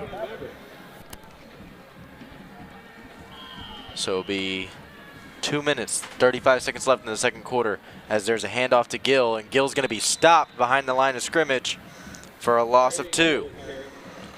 The adjustments have been tremendous and very, very successful for Coach Boynton and his defensive coordinator, and that's Coach Ricker. Yeah, I think they've made the decision. They're not going to let the running game of Madison beat them tonight. I think they're just shooting the gaps and doing everything they can to cause penetration and havoc in the backfield. 2:07 to go. So we trip set left, double wide out set right. Here's Garza taking the snap, looking to his right now, being pressured, and he's going to be sacked. Boy, the blitz was on. Number 8 making the sack was Demetrion Delane. Timeout. No, that's the wrong 8. Davon Martin. that outside linebacker. And Stevens coaches decide they're going to try and get the ball back before halftime on that big loss, setting up a long third down. They take a timeout with 1:47 Well, their left to go. defensive adjustments, Charles, have been very successful. They started doing that last quarter, and it's worked. They have, and they've been. And Madison's been playing to their strengths. They've been running the ball at the middle, and they haven't been taking advantage of their size and speed. So, and some different looks, like you said, Gary, like that blitz just there. So, got to hand it to Stevens for making a few adjustments and staying in this game. It looked like it could have been a blowout early. This is not a bulletin, but it's certainly a disappointment as far as the score is concerned. The 4th loss in a row for the struggling San Antonio Spurs. 111 to 109. So it'll be trip set left, single set right. They're looking to go possibly long or possibly just trying to get the first down. Here's Navon Cooper in motion as Garza is going to QB keep, and he's going to go up the middle. And he's very close. And he gained. No, I'm sorry. Oh, the yardage that was lost. Yeah, that was a loss of the, So it's still 3rd and 13. No, it's Stevens taking another timeout, but some games of note. The winner of this game, of course, plays the winner of Smithson Valley versus Lake Travis, and Lake Travis has gotten 14 in a row to go up 14-3 over Smithson Valley right before halftime. Lake Travis, very impressive team. Very impressive team. Johnson 14, Brandeis 7 in the second quarter at Ferris Stadium. You see a lot of the names you see in these first-round playoff games, like the Judsons of the world, Lake Travis, Austin Westlake. You see those teams every single year. They live for this time of year once the regular season's over and it starts to be crunch time. 4th punt of the night now coming up. As we await the boot. You know, Stevens like to get something on the board before halftime, and then they got the second half kickoff coming to them as well. So George Johnson will kick it away from his own 22. And here's the kick, and it's going to be a high one and fair caught by number 3, Eli Wilkinson Alexander. 38-yard punt for George. So the ball is going to be marked at the 35-yard line. Three and outs in a row for Madison. And that is just three and outs. As those adjustments have certainly worked for the defensive unit of the Falcons. Be double wide out set right and left. Here's Brashear dropping back to pass. Now going to throw a little screen pass. And that's number 40 making the catch. And that is Quincy Davis. So it'll be 2nd and 11 now, since there's a loss of 1 on the play. Double wide out set both sides. Here's Brashear dropping back to pass. Now rolling to his right. He's going to throw, and it's going to be caught, and he's going to be knocked out of bounds. And making the catch was Plante. Plante's back in there after being shaken up earlier. Remember when he walked off the field, thought he was at Hero Stadium. He did think he was at Hero Stadium. And that was weird coming over here tonight, Gary. Hero Stadium on a Friday night, dark. Dark. It just didn't feel like that. So it'll be 3rd and about 6 with 59 seconds left in the second quarter. Double wide out set both sides. Here's Brashear dropping back to pass. Now looking to his left. He's got a man, and it is almost caught, but it kind of bounced off his shoulder pads. And the intended receiver was Chris Jones. So that'll be a 3 and out. What they always say, don't run before you get the ball. And Chris Jones was trying to take off before he secured the ball and went right through his hands. As a result, he was looking downfield to take off. Well, it'd be another punt. That didn't take very long. About the length of a sneeze. 34 seconds. And here's the boot. And it's going to be a high spiraling boot. And it's going to be fair caught. There's a flag at the line of scrimmage. 26. 35 yards at the 20. It's down at the 27-yard line. There is a flag.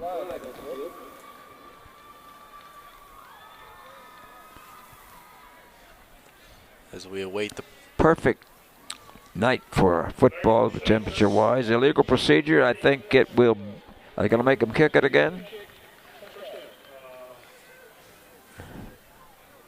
No, I think it's going to be a 48 seconds to play in the penalty quarter. was enforced at the end of the kick. At the end of the kick. Okay. All right, so they'll. As they move. So it'll be from the 27 to the 32. Madison with 48 seconds and 2 timeouts. Trip set left, single set right. Here's Garza. All Taking by the snap, himself. now keeping, and he's gonna bounce off his own lineman. Yeah, his own lineman didn't give him any blocks, but there was number 99 making sure he didn't go very far either. You got 96, 90, and 99. Yeah, but Josh Gonzalez is he's manhandling those offensive linemen, and he tackled an offensive lineman and Garza in the same play. He's wider than a John Deere tractor. That's My very goodness. impressive. Double wide out set both sides. Here's Garza taking the snap and handing it off to Gill, and Gill's going to try to get through, but his ankle tackled. They're just content to go to the locker room. Gain of about 6.5. And that's the last play of the second quarter, my friends. The score: the Madison Mavericks 21, the Stevens Falcons 7 in this first week of playoffs in South Texas. You're listening to Frost High School playoff football. Every San Antonio family has a dream to live in their own castle. There's one San Antonio real estate expert who can fulfill that dream, and he has provided many wonderful kingdoms for hundreds of home buyers in South Texas. Chris Collins of RE/MAX Preferred has been the realtor selected by families that want to make that dream a reality. He'll provide the expertise and confidence to purchase the home that's your address for future happiness. Call Chris at RE/MAX Preferred 210-213-2432. Coming home means a lot of things to a lot of people. It's a place where you can kick off your shoes or even kick it up a notch. As the #1 mortgage lender in Texas for credit unions, you can trust RBFCU when buying your new home. We'll be there for you every step of the way. So whether it's buying your first home or financing your forever home, you can count on us to make your dream come true. To apply online and for complete details, visit rbfcu.org. Some restrictions may apply. Loan subject to credit approval. RBFCU is an equal housing lender. You don't have to be a frequent flyer to know the best rent-car location in San Antonio. Budget Rent Car is a locally owned company that provides a fleet of new automobiles and a staff of professionals who have served the thousands of travelers who want quick access to the airport, reasonable prices, and available quality vehicles. That's one name that stands out in the San Antonio rental business. Budget Car and Truck Rental on Sandow Road, just east of 281 North. Phone 210-824-0737. Budget Car San Antonio. Back at Comalander Stadium, where this first round playoff game between the 27 6A champions Madison Mavericks and the fourth place team out of 28 6A, the Stevens Falcons, is a 21-7 halftime score in favor of Madison. Scoring summary of the first half: Madison takes the opening kickoff and goes 8 plays in 70 yards. Only 2 minutes and 28 seconds off the clock, and a 7-yard touchdown run by Darian Gill makes the score 7-0. A quick 3 and out by the Stevens Falcons gives the ball back to Madison, and this time they take a methodical 86-yard drive, 16 plays, 5 minutes and 48 seconds off the clock. An 11-yard touchdown pass from Garza to R.J. Kyle makes the score 14-0. After a muffed punt where Stevens was able to pick up the first turnover of the game, Stevens goes on a short field, 36 yards in 7 plays in 3 minutes and 28 seconds for their only score of the first half. A 4-yard touchdown run by the big man, Josh Gonzalez, makes the score 14-7. And then after a 3 and out by Madison, the first offensive play of that last series by Stevens, a 44-yard pick six where Bashirs throws out to the outside and George Johnson picks it off and takes it back 44 yards, makes the score what we have right now, 21-7 30-7 in charge. The Madison Mavericks right now at halftime. Some quick stats from Walter Stoops of the first half here. Madison had 12 first downs at the half. Madison had 12 first downs after the first quarter. So they had no first downs in the second quarter. Stevens 6 first downs, rushing for Madison 104 yards, 55 yards passing for a total of 159. Stevens has 3 yards rushing, 46 yards passing, total of 49 yards. Third downs, 3 of 7 for Madison, 3 of 8 for Stevens. Penalties, 3 penalties for 29 yards for Madison and 4 penalties for 20 yards for Stevens, and 3 of those 4 penalties were offsides. Yeah, a turnover each way and points off turnovers each way, as of course the fumbled punt by Madison led to the only score by Stevens. The pick 6, of course, instant points for Madison as they raced up the far sideline with George Johnson taking that ball back. So far what we've seen, Chase, is just kind of what we expected to see, a young, inexperienced team trying to live off of scheme and speed, and they're running up against a Madison team that, went through their district undefeated and kind of coming in here firing on all cylinders. That's 100% correct, and I've been observing the game, and yes, we have a freshman quarterback, Brashears, for the Falcons. He's done a great job, though. He's had a couple freshman mistakes, which is probably, predictable, but as you go on in your career as a high school quarterback, you will develop things called IQ when throwing the football and where not to throw the football, and that could have avoided that interception because there was a mix-up, and I don't know if it was the receiver that mixed up on that play or if it was Brashears and he didn't know the play and he just threw it ill-advised because he thought Lopez was going to come back to him. But things like that will just determine the play and the game as it goes on. So I've definitely seen maybe an underexperienced team, but that doesn't mean that they can't win the game because they definitely have a lot of talent.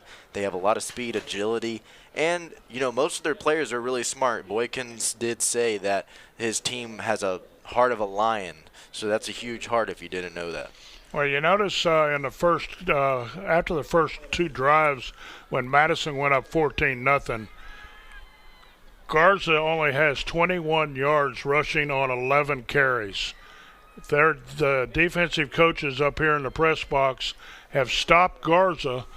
They've got Gill 12 carries for 67 yards, and last week both those guys had over 200 yards rushing in the game. So the Stevens defense has really cracked down on Garza running up the middle.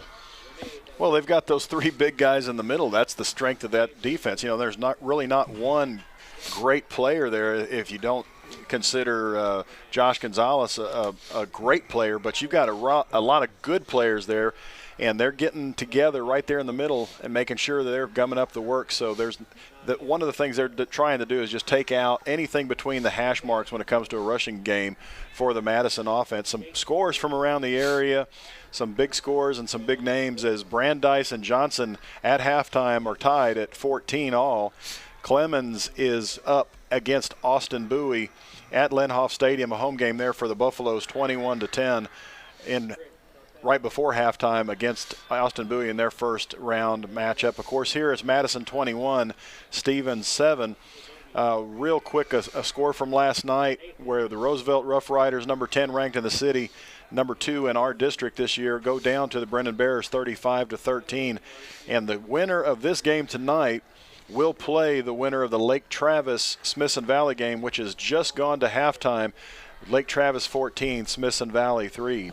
So we'll be back with some more halftime stats and some more halftime festivities as now the Stevens marching band is on the field, pointed towards the visiting locker room, and we're about 5 minutes into the halftime highlights here. So we'll be back with more of Frost High School football.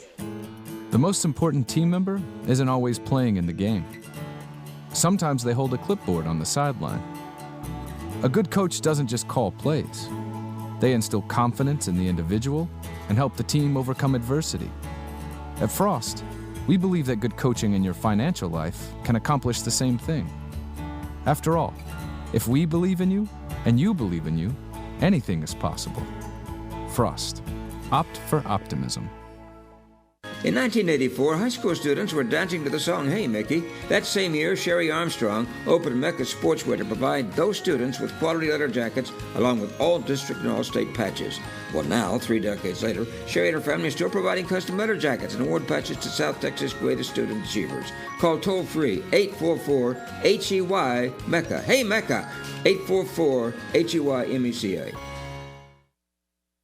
In 2017, more than 4,700 people were killed in crashes involving large trucks in the U.S. Semi-trucks, which weigh 20 to 30 times as much as passenger cars, can cause severe injuries in the event of a wreck. If you were injured in an 18-wheeler accident, call Thomas J. Henry. Thomas J. Henry handles serious trucking cases and gets serious results for injured clients. Start your free claim today at tjhlaw.com/radio. That's tjhlaw.com/radio. San Antonio, Texas. We're live at halftime here at Comalander Stadium, the first week of the playoffs. The extravaganza of the postseason, that's what we love about South Texas football. The national sport of Texas, high school football, it is 21-7 as the Madison Mavericks have taken the lead over the Stevens Falcons. And our very special guest and our hostess and our good friend, Karen Funk, the athletic director for the Northeast Independent School District. And it's hard to believe, it just seems like last week that we were starting the football season, and here we are in the first week of the playoffs. Oh, absolutely. It flew by. We've had some great games out here this season. We've had some games that were, a little lopsided, but for the most part, we've had some really competitive nights. And we've talked with some of the insiders around the city, and they think that the last couple of years it's been kind of down times for the Northeast teams in 7-6A, and it may have been. We haven't had anybody get past the second round, and that makes it difficult. For the coaches, they want to advance. Of course, last year we did the Lake Travis game against Madison, and they're winning again tonight. Yeah. So it's hard that when Lake Travis and Westlake came in and into our region, they really changed some of the landscape, and so I can't tell you if we don't have the athletes that we used to have, but I can tell you that Lake Travis and Westlake, I think they're football factories. Oh my Lord! But here, I heard a conversation. I don't know if it's even a rumor, but that there may be a realignment again next year for the postseason, where it wouldn't be necessarily the Lake Travis or the Westlake opponent. That first Tuesday in the month of February will tell us all where we go, and it will tell us how the region looks. But I can see there's been, in the time that I've been here in Northeast, which is the last 33 years, we've had Westlake in our region, and then they go away and go back to Region 2 or Region 3. And then here they are again. Back again. So. But losing some schools in 6A down in the valley could keep them in our region for a little bit longer. We'll just have to see how that flies. Yeah, because you may remember that year we went down to Kingsville and played Harlingen. And Madison played Harlingen that night. And that was a knockdown, drag-out ball game. It was a great ball game. And the fans from the valley started arriving. They were ringing the stadium at 4:30 in the afternoon. Oh, yeah. Waiting to get in. Oh, yeah. Absolutely. And it was a sellout crowd that night in Kingsville. So that's what they bring to the game. They bring a lot of fans. But I'm not being disparaging here, but it seemed like we had a better time of getting farther in the playoffs when we were playing the Valley teams. We did. We did, and that's true in almost every sport that we play in. And and last year Reagan played Laredo in the regional. Was it Laredo Alexander or United? It was Laredo Alexander, and they came to play. Yeah. So, but as you make that march to the valley, we've been very fortunate in the past, and so meeting up with those two from up north certainly changed the way the world looks. It did, and of course, look at the histories they've had. I mean, Drew Brees, when he was playing at Westlake, and I remember the game in the Dome that year. And he just tore Churchill apart that night. Yeah. And then again, Churchill had Nick Foles later on. Yeah. Same thing happened in the Alamo Dome. Now, next Friday, Coach Pastore called me today, basically, and said that wanted to know if I was going to do the game next Friday. It would be in the Dome. It would be, if Brandeis wins, that's where they want to go. But I don't know. Right now, I think they're trailing, aren't they? In the last. They're behind 14-7, and Johnson is ahead at the moment. They are. So let's just see if they play in the Dome next week. But Johnson would have to go north, right? They will play. Hold on. They would play Clemens. Yeah. So it would be Johnson and Clemens. Could be in the Dome. Right now we're not looking at the Dome. They're not? Okay. Working on that contract with Clemens was not one of the places where we really wanted to go. Where did they want to go? Well. Here or home, right? Would it be a flip on the home and home? Actually, we're kind of Heroes is on the table, and Alamo Stadium might be on the table, but that would be a good choice. Coach Redmond wasn't thrilled about playing in the Dome. Yeah. But that was this morning, so we'll see how he feels tomorrow morning. He could change his mind. Now, you said you've been with the district 33 years. Yes. Is that right? Uh-huh. And when you succeeded Jerry Comalander, it meant that, if you will excuse the terminology here, that a female athletic director was going to be moving into a football atmosphere as far as the athletic prowess was concerned. Yeah. So you've done a great job. I can say that personally. But did you find any animosity or hesitancy when you took over? No. I really didn't. I didn't have anybody tell me that, just come in and look pretty, little lady, and get to the back of the room. Wear that nice dress. Hey, I have had people say that to me. Oh, my Lord. I was so grateful I didn't have a eating utensil in my hand. But, no.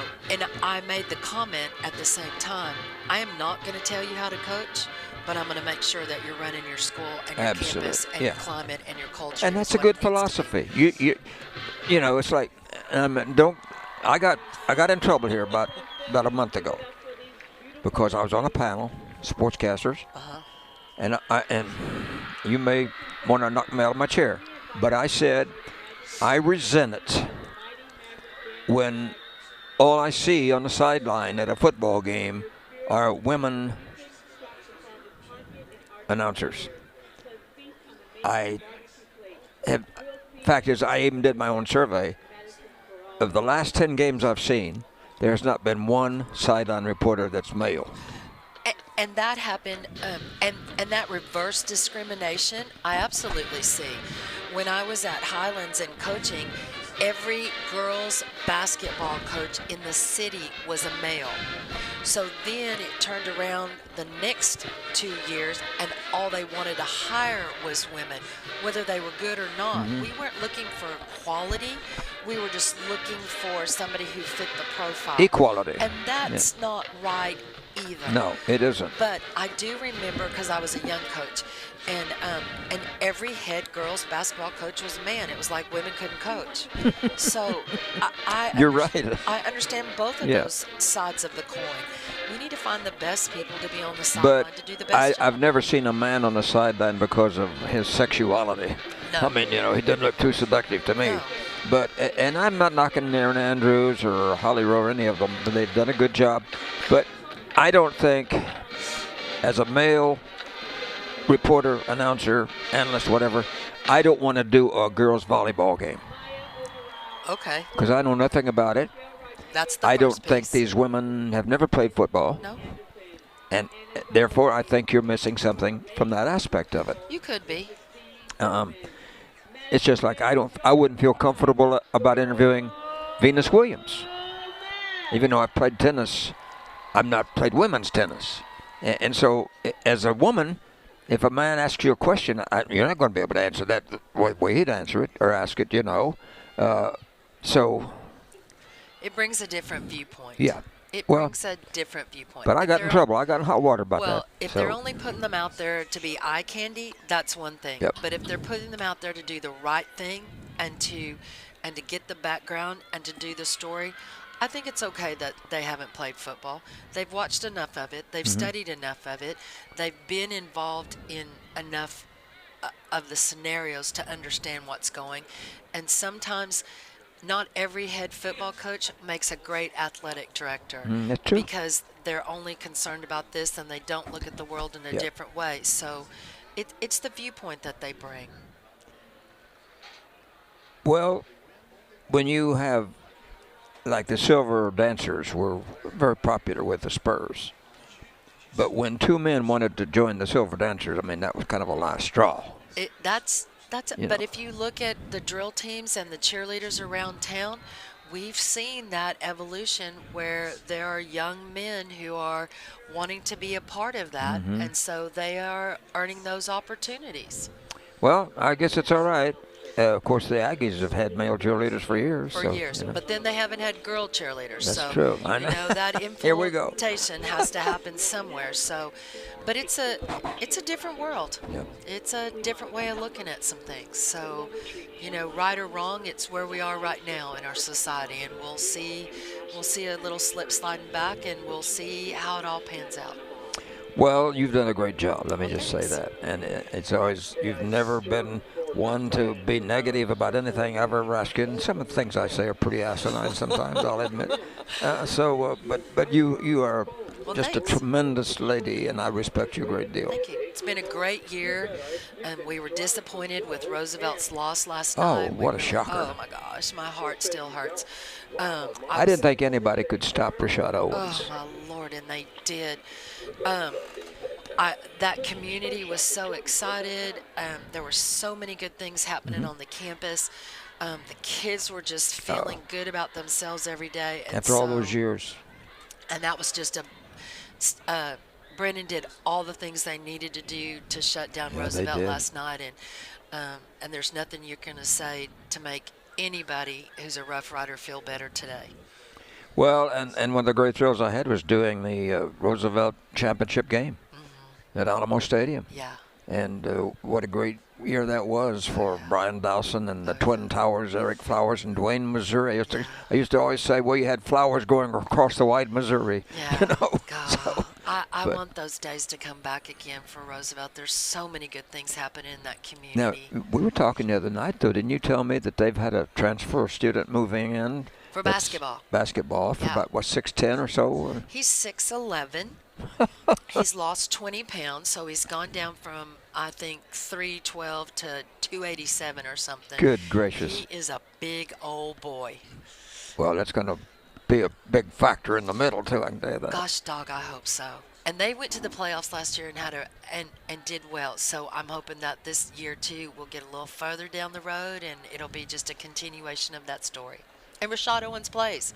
So I hate to say this, he'll be out in basketball on Monday, which is, I know, where he doesn't want to be. But he'll do the best he can, as he always does. He'll do fine. Thank you so much for taking time out from your busy evening and as hostess here at Coleman Under Stadium. I appreciate being asked, and I like this score. And even if there's not another score over at Ferris, I'm good with 14-7. Me too. Okay, hon.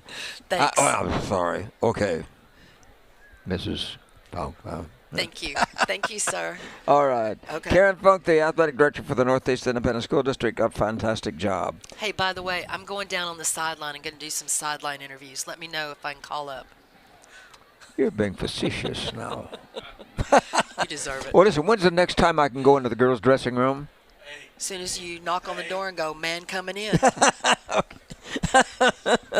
Thank you, Karen. It's good to see you. And we'll talk to you later. You're listening to Frost High School Football Halftime It's 21 Every to San Antonio family has a dream to live in their own castle. There's one San Antonio real estate expert who can fulfill that dream, and he has provided many wonderful kingdoms for hundreds of home buyers in South Texas. Chris Collins of Remax Preferred has been the realtor selected by families that want to make that dream a reality. He'll provide the expertise and confidence to purchase the home that's your address for future happiness. Call Chris at Remax Preferred 210-213-2432. Coming home means a lot of things to a lot of people. It's a place where you can kick off your shoes or even kick it up a notch. As the #1 mortgage lender in Texas for credit unions, you can trust RBFCU when buying your new home. We'll be there for you every step of the way. So whether it's buying your first home or financing your forever home, you can count on us to make your dream come true. To apply online and for complete details, visit rbfcu.org. Some restrictions may apply. Loan subject to credit approval. RBFCU is an equal housing lender.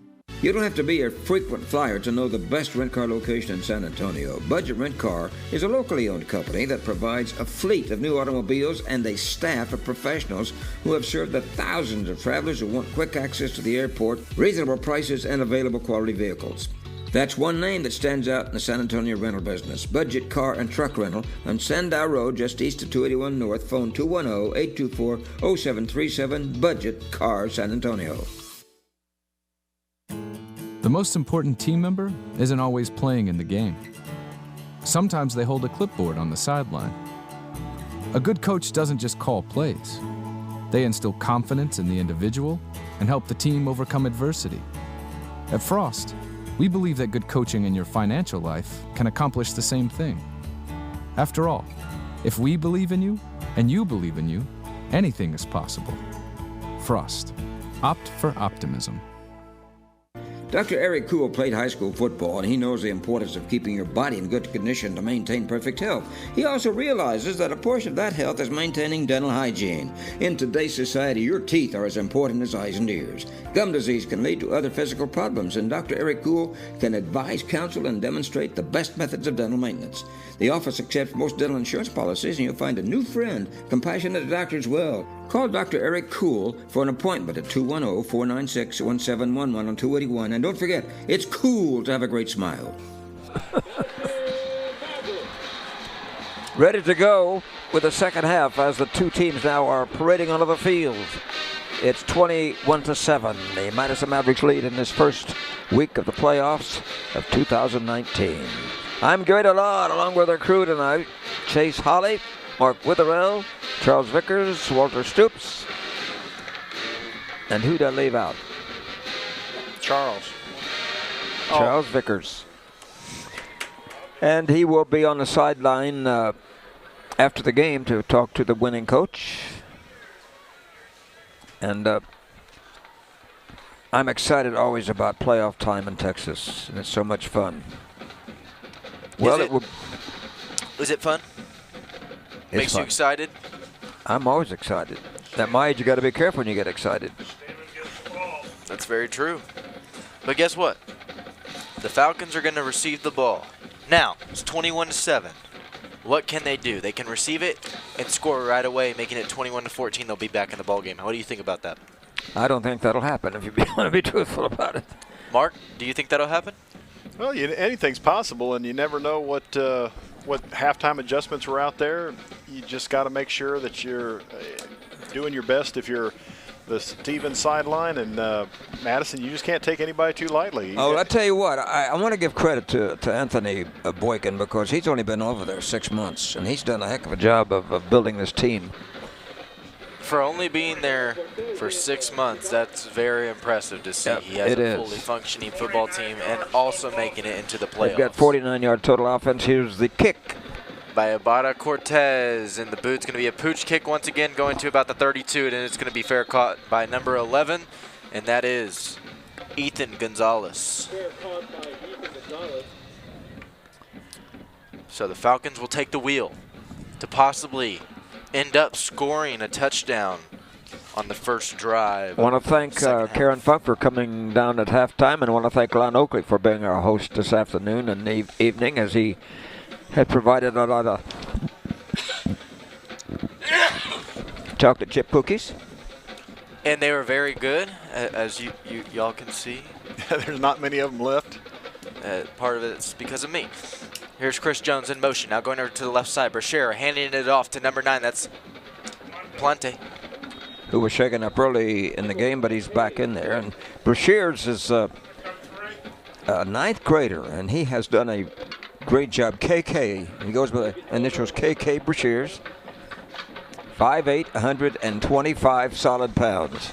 Double wide out set, both sides. Gain of 3 on that last carry, 2nd and 7. Going from my left to right, here's Brashear throwing out to the left, and it is caught, and it's Lee catching the ball. But he gets only about 5 yards. No, it was Chris Jones catching the ball. And in the secondary, making the stop, is Noah Dudley. So it'll be 3rd and 4 now, as they will have to complete this for a 3rd down conversion, or else they will be punting. 3 of 8 for 3rd down conversions for the Falcons. If you notice the signs on the far side, that's a good way of signaling in, isn't it? Yep, and they still have signs on this side too. Here's Brashear dropping back to pass, looking. He's got a man, that's Lee, and it is caught. And he's to the 35, the 30. He's gone. To the 20. He's going to put on the speed, the 10, the 5, and he's into the end zone. What a great reception and result. Brandon Lee. 60 yards. 5'9", 160-pound senior, man. Did he turn on the Jets? Man, that's a shocker, Charles Vickers, who's not down on the field yet because of the elevator that takes about half a day. No, more like half a century. What a brilliant call. Chris Jones will be holding for the PAT attempt. And here's the boot, and it is up high, far, and good, making it 21-14. And guess what? The Falcons are back in the game, and you thought not, Gary DeLon. 10 minutes, 46 seconds left in the 3rd quarter. You're listening to Frost Playoff High School Football. Some people know me by Smitty. Most people call me Mr. Smith. One day I went to Randolph Brooks Federal Credit Union. Ever since that day, I developed a relationship with Randolph Brooks Federal Credit Union that was second to none. I like RBFCU because they create a stress-free environment. It's all about relationships. Better banking. It's what we do at RBFCU. Join today at rbfcu.org. Membership eligibility required. Written terms subject to change. Back at Comalander Stadium, where the Stevens Falcons have taken the second half kickoff to pay dirt. 3 plays, 66 yards, 1:14 off the clock. A 60-yard touchdown strike from KK Brashears to Brandon Lee makes the score 21-14 in favor of Madison. That was a very impressive play by Lee, as he has some wheels, as Walter said. Now here's the pooch kick, as it's going to go to about the 25, and it is field caught, and he's going to leap over one player, and he would have had 6 if he would have gotten over that player. And that was Hagens. No wonder it was such a great leap and run. And yeah, he's got the wheels to turn pretty rapidly too, because his brother was the star quarterback last year. And he had wheels. Is that he's playing at UTSA, or where's he playing? Yeah, he's at UTSA, isn't he? Trip set left, single set right. As Garza puts a man in motion. Now handing the ball off to R.J. Kyle. R.J. Kyle looking for some blockers, going to the outside left, and he's going to knock the man out of bounds at the 49-yard line in the Falcon territory. And making the stop for the Falcons, and he tried to match him step for step, just didn't have the speed to do it. And that was Leonard Adams. Here's Garza throwing out to Josh Cooper, and he's going to take a spin and try to get some more yardage on the play. And making the stop was number 3. And that's Eli Wilkinson Alexander. So it's going to be a double wide out, set right, single set left. Here's Garza, hurry up offense, handing it off to Gill, and Gill's going to try to get a blocker, and he's going to pick up maybe a gain of... I tell you what, they've kept Gill pretty much in check. 3 in his first half. He's got 69 yards. He had 200 last week. So it'll be 3rd and 4. Trip set right, single set left. Here's Garza taking the snap. Now looking over to his right, being pressured. Now rolling to his right. He's going to throw downfield, and it's into going a to be crowd. caught. It is a beautiful reception. That was in a crowd of defenders and right into Nicholas Caceres' hands. Pick up a 4 for the young man, which is going to give them. There's a question on the play, apparently. There's a flag on the play. Illegal receiver downfield. Illegal man downfield. You can't afford to make a mistake at a playoff game, but they have made a couple here. As they are not firing on all cylinders tonight. So it'll be 3rd and 9. They thought that they were going to steamroll the Stevens Falcons, but it turns out they aren't. Double wide out set both sides. 18 yards into the far side at the hash. 3rd and 9. Here's Garza taking the snap. Now dropping back to pass, looking to his left. He's got a man, and it is caught by Navon Cooper for the first down and a little bit more. Yeah, he saved that from hitting the turf. And right in front of the defender. Gain of 13. So it'll be 1st and 10 from the 35-yard line. Here's Garza taking the snap, handing off to Gill. Gill knocking through the middle. Almost broke it. As I think they're starting to double team Joshua Gonzalez because he's just so big. Here's Garza taking the snap. He's going to hand it off to Gill. And this he time didn't get anywhere this time. He was stopped at the intersection. He couldn't have gone any place there even with an Uber driver. No gain. So it'll be 3rd and 2 down territory, 3rd and 4. Here's Garza dropping back to pass. Flag on the play, and he's going to throw it to Josh Cooper. Almost intercepted by number right 16. into the hands and out of the hands. It slipped through him. Leonard Adams. Leonard Adams with the almost interception. That was very close. He could have had that and ran the other way. Well, it was offsides. Oh, it was a free play. So it's a break for the Mavs. Yeah, I mean, Garza knew that was a free play coming the whole time. He kind of nonchalantly threw that ball. 1st and 10 at the 24. Going toward the north. 1st and 10. The big orange, the crunch. Trip set left, single set right.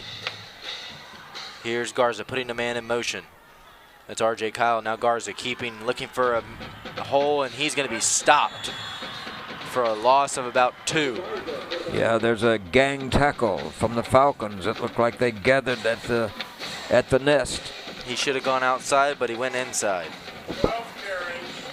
Darius Ellis, 12 carries, only 20 yards for young Mr.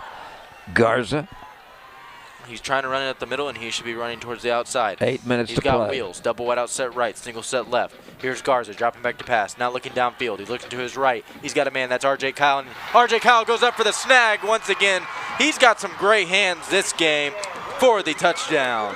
26-yard strike.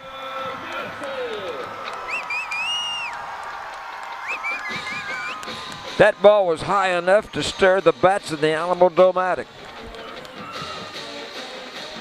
As we await the PAT attempt by Ibarra Cortez. And here's the boot. And it's going to be up high, far, and good. Making it 28-14. Man, 7 minutes. Game has been a wide open affair here in the start of the 3rd quarter. 50 seconds left in the 3rd quarter. And you're listening to Frost High School Playoff Football. Play the real estate investment game smarter by putting APIA on your team. They are the secret weapon for investors who own 5 or more rental properties. Their custom-built insurance policy allows investors to place their entire real estate portfolio under one policy with one renewal date. Real estate investors win by saving time and improving their cash flow. Call in the experts today. www.apiaprotects.com or call 877-752-2742.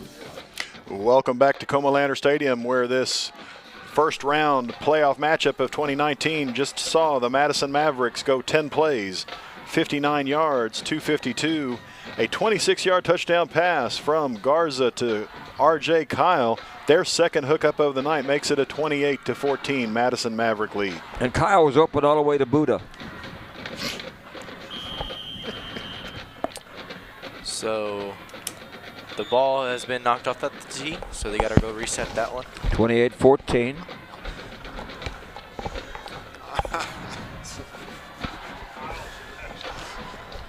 Kyle's right there by Boo.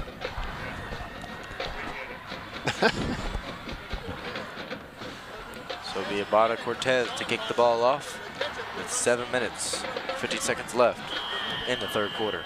Madison Mavericks lead. As we have 2 back deep, but I think it's going to be a pooch kick. Here's Abada Cortez, and it's going to be a pooch kick going to about the 36, and it's going to be fair caught by number 11. And that is Ethan Gonzalez. So it'll be the Falcons' turn to take the wheel with Brashears in control.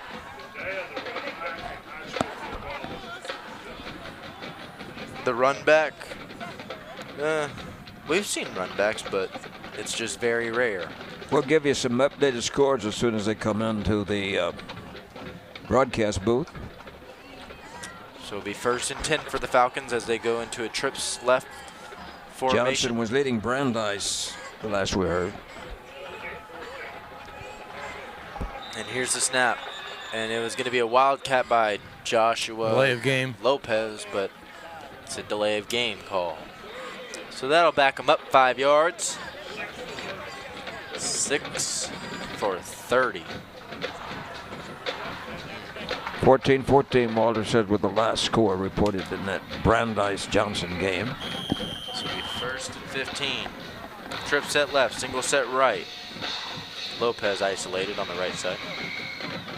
Here's Brashears throwing out to Lee, and Lee's caught it, but he doesn't get much, maybe about 3 yards.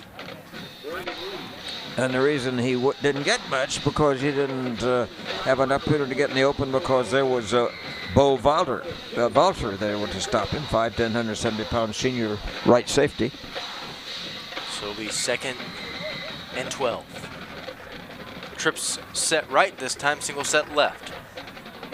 Here's Brashears, dropping back to pass, looking, now rolling to his right. Now turning back to his left, now being pressured. He's got about 4 Madison Mavs on him, and he's going to be knocked out of bounds. That's a pickup of 3 for Brashears. I think that was Mitchell Gonzalez who forced him out of bounds.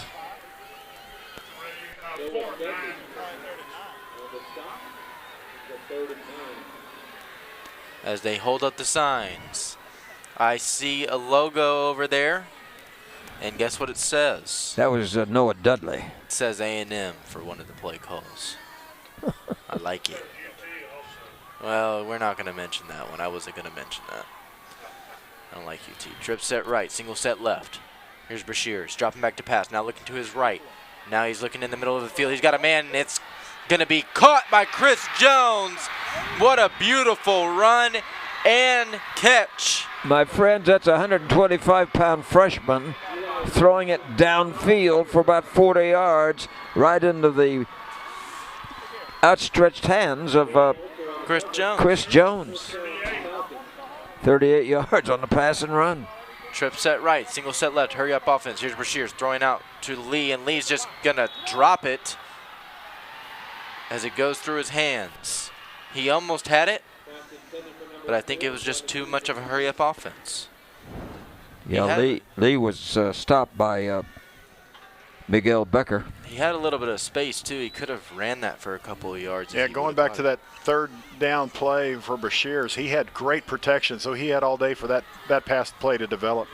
Well thrown ball. We'll go down to Charles at this. Now they're in a full house backfield. Taking the snap, and he's going to QB. And KK doesn't get too far. Let's go down to Charles. Well, Brashear does not lack confidence, and that's I'm sure one of the things that the coach really likes about him, and really just has you can see a can-do attitude. Yeah, he's a gritty little guy. Be double wide outside both sides. Here's Brashear throwing out, and it's going to be a miscommunication. Well, I think Lee didn't know it was coming to him. Lee was the intended receiver, but getting in the way, and he just didn't have a chance to even get into the open at all. And I'm not sure who made the defensive play, but it was a good one. It was either Deshaun Higgins or number 8. Yeah, it was Higgins. Here's double wideout set both sides. Brashear's throwing into the end zone, and it's going to be batted away. But Chris Jones had a good chance at getting that ball, but it was just being covered by number 8. Updated score from Ferris Stadium. Brandeis Johnson tied at 21 in the third quarter. Wow. Demetrion Delane was the last one to get a hand on that ball. So it'll be turnover on downs. 6 minutes, 5 seconds left in the third quarter as the Madison Mavs will take the wheel now. Garza in control, double wide outside both sides. Gill going to his right side now. Garza dropping back to pass, and it is caught as he throws to... At the 25. Caceres. So that'll move. 2nd and 3. The yard marker. Double wide out set both sides. Here's Garza taking the snap, now dropping back to pass, looking to his left now. And it is caught by Gill, and Gill's going to run it up and be tripped by number 16 on the stop, and that was Leonard Adams. But he picked up the first down. So it'll be 1st and 10 for the Madison Mavs. Pickup of 8 for Gill. Here's Garza, hurry up offense, taking the snap and handing off to Gill, and Gill's going to try to go through the middle for a gain of about 3. Give credit to the guys up front too, because they've been Gill's down opening the field. the hole. Martinez. We've been watching along the sideline. It looks like it's Kay Bowers, the 6'3", 320-pound injured left guard. He's been pacing like a caged horse. And that's a tough break here for the Mavericks. Gill's limping off. Gill is holding that. He's limping off. That left leg. It's 17 carries, 78 yards. He'll be missed. So Green has come in. Trip set right, single set left. Here's Garza taking the snap, and he's going to throw upfield. And that was intended for Caceres, but he just couldn't get it, and he was also being double or triple coverage. Yeah, and it might have been just a little too much mustard on the pass, too. 3rd and 9. Loose pass was the defender. Trip set left on the tight side of the field. Garza taking the snap, now looking to his left. He's going to throw to R.J. Kyle, but it was just overthrown. R.J. Kyle tried to dive for it, but just couldn't get it. Yep. So that'll bring out... He led him too far with 5:06 to go. That means it's possession time again. It will be a punt time, and we'll go down to Charles Vickers. Attendance tonight, 3203, 33,203 people tonight, guys. On a very braving the cold, cool night. 5th punt for the Mavs. They lead at 28-14, 5:06 to go. And here's the boot, and it's going to be fair caught. And they're going to mark it at the 33-yard line. 28-yard punt. Eli Wilkinson Alexander made the fair catch. 5 minutes to play in the quarter. 28-14. You're bored out of your mind, ain't you? What do you got to do anyway? Minute 5-second possession. That was a pretty quick possession on that play. So it'll be the Falcons' turn to see if they can put up another score on the board, and if they do, it'll still be a tight football game. The Madison Mavs just don't seem to be playing the football that they played last week at all. Well, it definitely does look like they're going through the motions. Yeah. And they aren't executing right. But here's Brashears handing it off to Lee, and Lee's going to get through. Higgins making the stop. It's Ponte, who was injured earlier, but he's back in there, and he picked up about 6 yards, 2nd and 4. 4:40 to go in the quarter. Still 28-14, third period. 2nd and 4. Single receiver out, both sides. Here's Brashears. He counts and takes the snap, and he's going to hand it off to number 40 this time. And he's going to be gang tackled by about 4 Madison Mavs. That's the first carry tonight for Quincy Davis, who plays defense a lot. That'll be a pickup of 2 on the carry, so that'll make it 3rd and 2 with 4 minutes left in the third quarter. And we're going to have to keep an eye out for Gill to see if he is still playing. I haven't seen him in the last couple of series. I have not either, myself.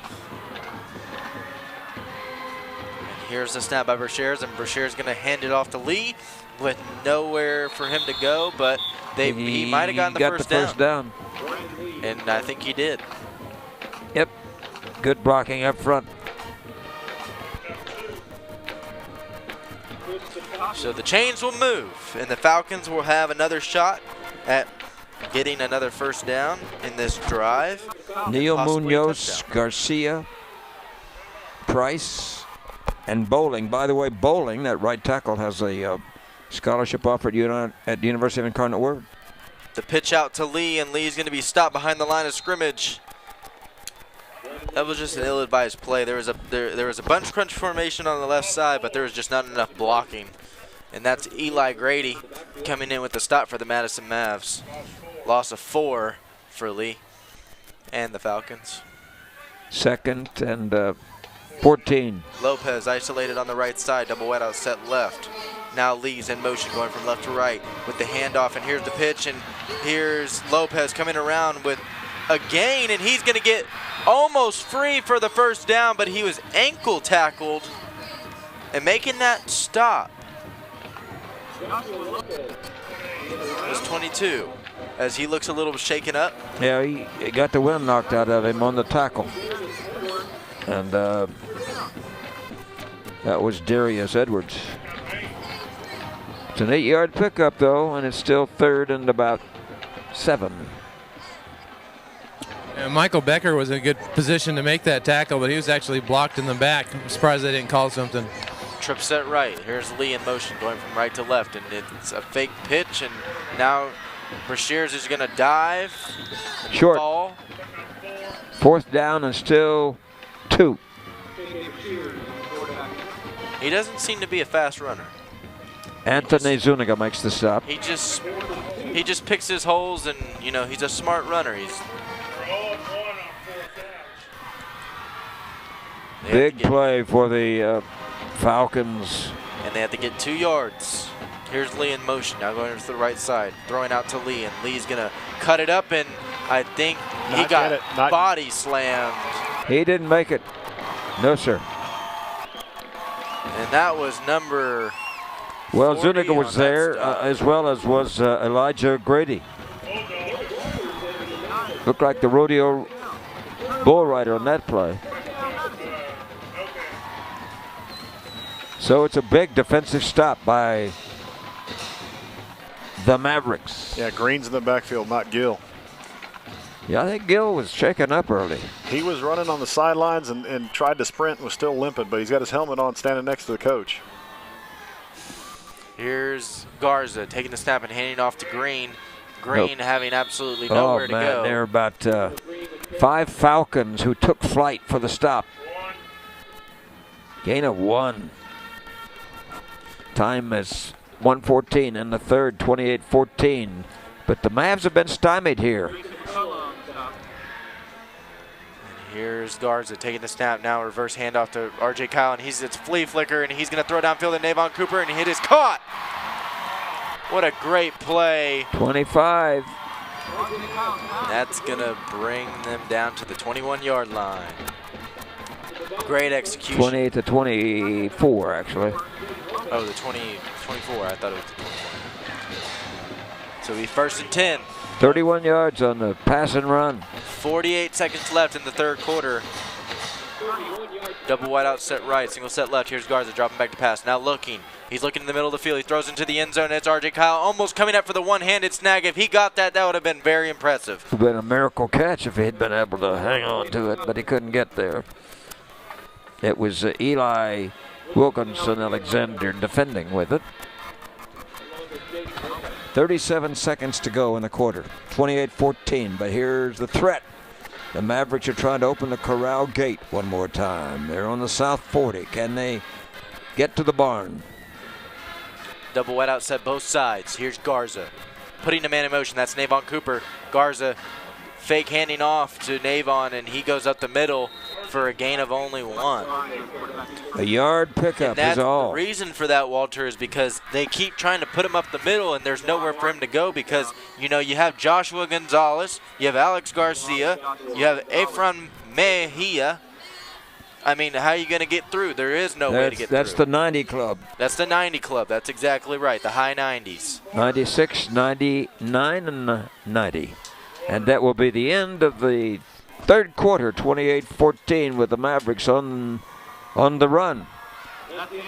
You're listening to Frost High School Playoff Football, and we'll return after this word. In 2017 alone, 2.8 million U.S. workers were injured on the job. Construction, transportation, manufacturing, oil and gas, and agriculture were among the most dangerous industries for workplace accidents. If you were injured in a workplace accident, call Thomas J. Henry. Thomas J. Henry handles serious workplace accident cases and gets serious results for injured clients. Start your free claim today at tjhlaw.com/radio. That's tjhlaw.com/radio. San Antonio, Texas. Back at Comalander Stadium for the beginning of the fourth quarter. Some quick third quarter stats. Madison first downs 19. Stevens 8.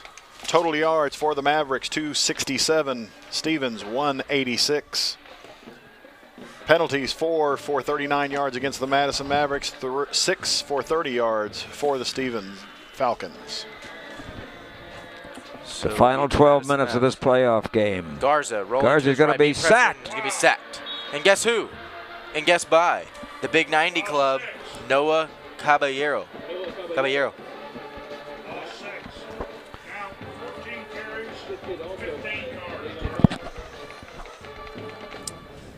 Man, fourth down. The Madison Mavs are just not executing how we saw them back a week ago. As Walter has pointed out in stats, 4th and 16. 14 carries and only how many? 15 yards for Garza. He'll go for the aerial. Here's Garza taking the snap now, dropping back to pass. Now he's being pressured by 3. He's rolling. Now he's trying to throw, and he's going to throw out of bounds to RJ Kyle. Great defensive play. They put the pressure on him. The drive looked great after that flea flicker, and then it just went downhill from there. Leonard Adams was defending in the effort. Let's go down to Charles. I agree with Chase. You know, outside that one trick play, same old Madison. They just haven't been able to move the ball since halftime. Very successful, really, since the first quarter. 7 first downs since that first period, Charles, and it's that defensive adjustment. Or the cold. Here's Chris Jones in motion, going over to the right side now. Brashear's rolling to his right, looking for a man, and he's still rolling. He's going to be pressured, and KK is dumped. go to the ground. He's got to get rid of the ball, but he's only a 9th grader, so, you know, a lot to learn, a loss of 7. And making the stop and paying the price, getting up with a limp, is Elijah Grady. And he's avoiding trying to get hit really hard. But he lost 7 yards on the play. Double wide out set right, single set left. Here's Brashears. Chris Jones coming over to the left side now. KK back to pass. And he's going to throw out to Chris Jones, and it's going to go, was it through his hand? It looked like it was through his hands. Charles, was that through his hands? Well, it got to him, but it was well defended, and he wasn't going to be able to hold on to that. Well, over there also defending was Bo Voucher. He's 4 of 13 on third down conversion tries, and he's got a long way to go and a short time to get there. And he hadn't got Smokey and a bandit to help him on this play. It's 3rd and about 18. Double wide out set both sides. 18 yards in from the far side at the hash. Looking over to the sideline now. Here's Bashirs. Making the play count and taking the snap, dropping back to pass. He's looking to his left now. He's going to try to go through the hole. He's going to be caught in the orange crush. I don't think he saw the two big orange crush men right there. He kind of got a little surprised and lost a 4 on the play. Yeah, and one of the first guys to get him was Anthony Zuniga again. He's played a heck of a game, a 222-pound junior. 5th punt of the night coming up for the Falcons. They're going to have to do something to get out of the birdhouse because time is wasting, as they say. And that clock is ticking. Back at the 5 on the punt. And here's the boot. And it's almost going to be blocked. And it goes straight up in the there is sky. going to be a penalty against the Mavericks. Yeah, I think that's more than. I think that's going to be the 15-yard variety. Yep, because it that is. Punter's laying there grabbing his knee. Yeah, he is unintentional, of course, but that's what happens when you put on the big rush. And Schromm is they're both punter and kicker, so if he's down, that means if they score, he won't be able to do the kicking. Quick score. The winner of this game tonight that we're covering plays the winner of Smithson Valley versus Lake Travis. Lake Travis 14, Smithson Valley 3, late 3rd quarter. Smithson Valley scored early, but they haven't been able to score again. And from Ferris Stadium, 21-21 still. Johnson and Brandeis tied going into the 4th quarter. Last week, the Jaguars had 9 starters out with injuries.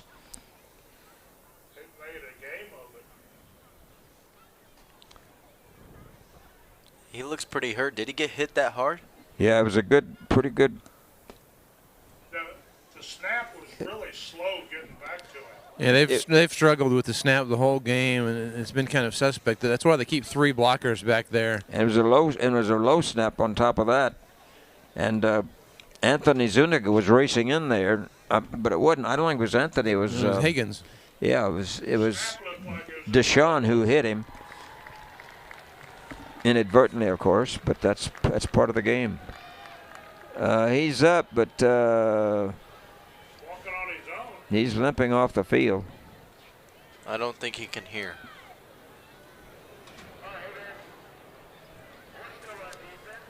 See, back in your day, they would call it getting your bell rung. Isn't that true? Well, back in those days, we didn't have any helmets to keep us from getting hit. That's very true. Well, they had leather helmets. They'd fold them up and put them in their back pocket. Oh, that's right. Yeah, Jim Thorpe and I used to run the sprints together. 5 penalties for 54 now for Madison. So it's first down at the 20 at the 35. Shears throwing out to the right, and it's going to be Chris Jones on the reception. And he is pushed out of bounds by 3 members of the Orange defense.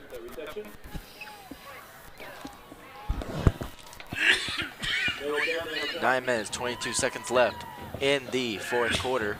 28-14. Pick up a 5 on the carry. So it'll be 2nd and 5 for the Falcons. Now they go into a 3-man front.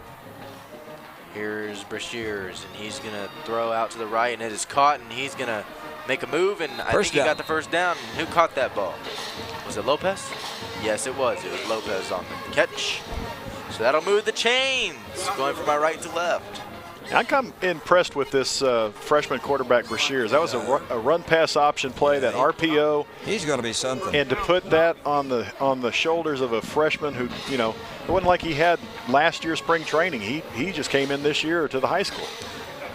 The what I said, 125 pounds. Throwing out to the left now on a run, and he stepped out of bounds. It was intended to go further, but Lee stepped out of bounds. But it'll move the chains. Or not the chains, but it'll move the yard marker. Brandon Lee, good lucky to get the gain. He looks very impressive. I do agree. Being a freshman and doing this, that's impressive. Brashears throwing out to Chris Jones now, and he is a first down and more as he carries 2 Madison Mavs on his back. All the way down to the 39-yard line. You know, Stevens may not win this football game, but they've they've won some fans up there because they're out there playing their hearts out and they're moving the ball against what used to be a pretty stingy Madison defense. Yeah, well, he roared past faster than an Amtrak train at St. Paul Square on that side. Throwing, rolling. KK is rolling to his right. And he's going to get sacked to the line of behind. scrimmage.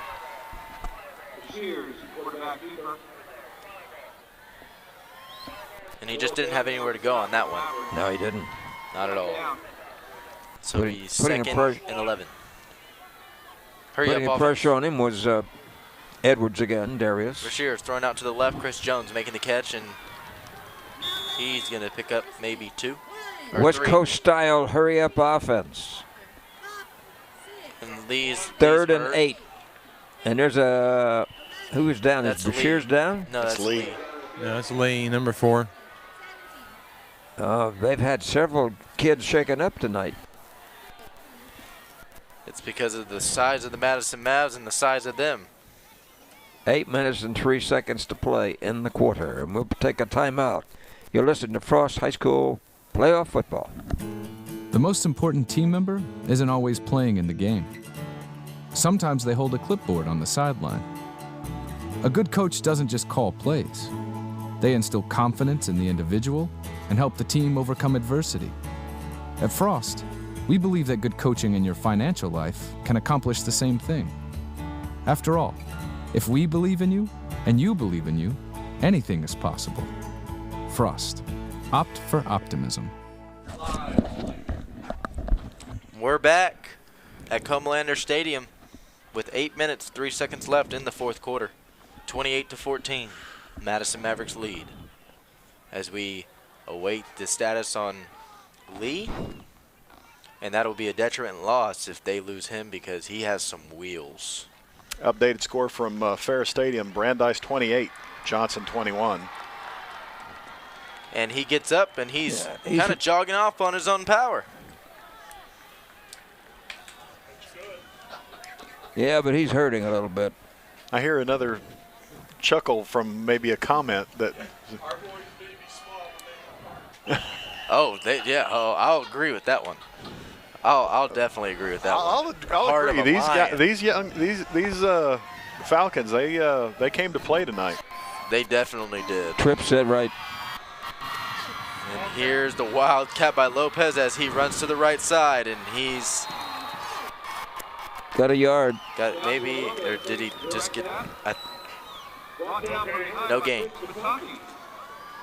So it'll be fourth down now. They're going to look over to the sideline, and I think they're going to go for it. Well, they have to. 7:25 to go, and they're down by 2 touchdowns. It can't hurt.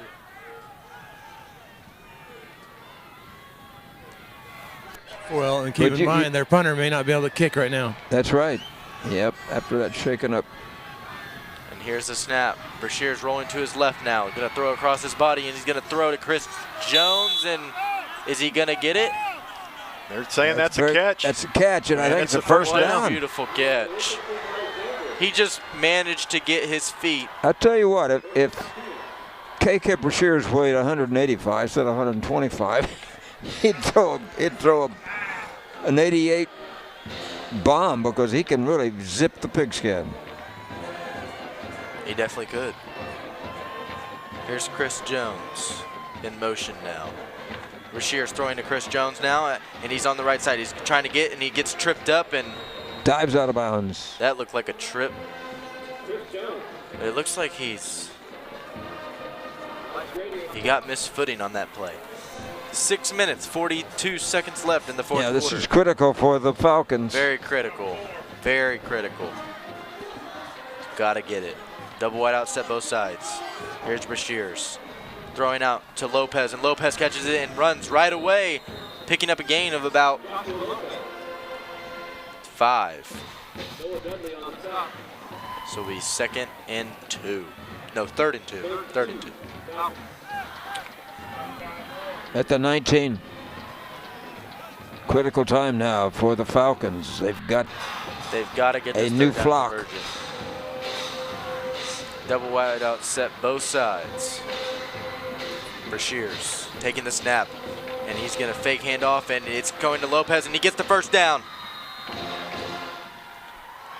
Great reception and run after the pass to make the chains move in their favor. So it'll be 1st and 10. And they are in the danger zone. The danger zone. Miguel Becker made the stop. I love saying danger zone. Here's Bashirs. Dropping back to pass. Now looking for a screenplay. And a little down and in, but it didn't go very far. In fact, as he lost a couple of yards. Maybe he lost a 3. So now that'll make it 2nd and 13. 5 minutes, 23 seconds left on the 4th quarter. The clock is ticking, and that's the worst enemy. 5:18 to go. For the Falcons is the clock. Double wide out set both sides. Here's Bashirs. Impressive freshman quarterback.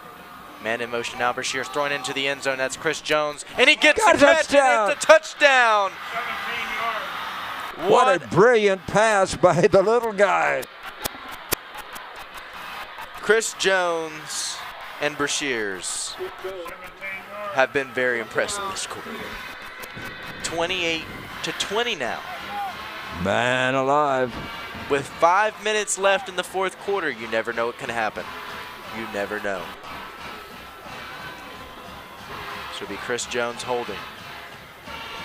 The kicker now back in the game, that's Trump. And here's the boot. And it's going to be up high, far, and good, making it 28-21. 5 minutes to play in this very critical playoff game on the first week of postseason. You're listening to Frost High School football.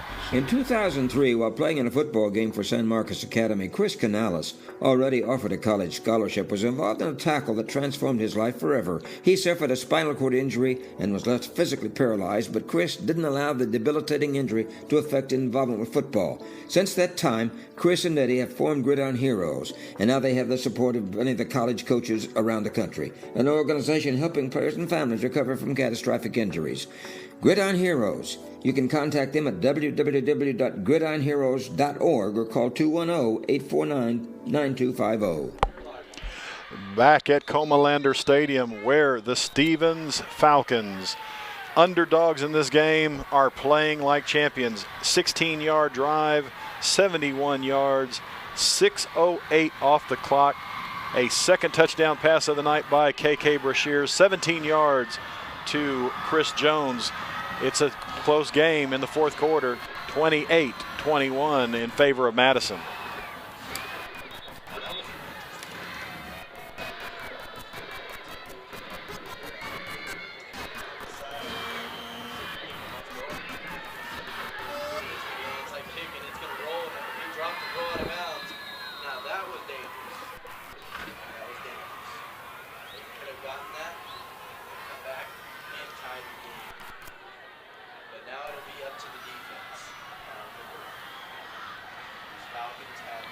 High 90 Flight Club. They have made multiple stops. They know how to sack the quarterback. They know how to stop the run. And that was the Madison Mavs' major point in offense, was running the ball. Yeah, Maverick offense is a little tight right now, figuring they've got to do something because this last 5 minutes is going to be a real gut check for both of these teams. And Stevens doesn't have anything to lose. And Gill is back in the game, along with Mike Garza, Navon Cooper, R.J. Kyle, Josh Cooper, and Caceres. Little discussion on the outside over there by the referees as one of the Madison players deliberately pushed the football out of bounds.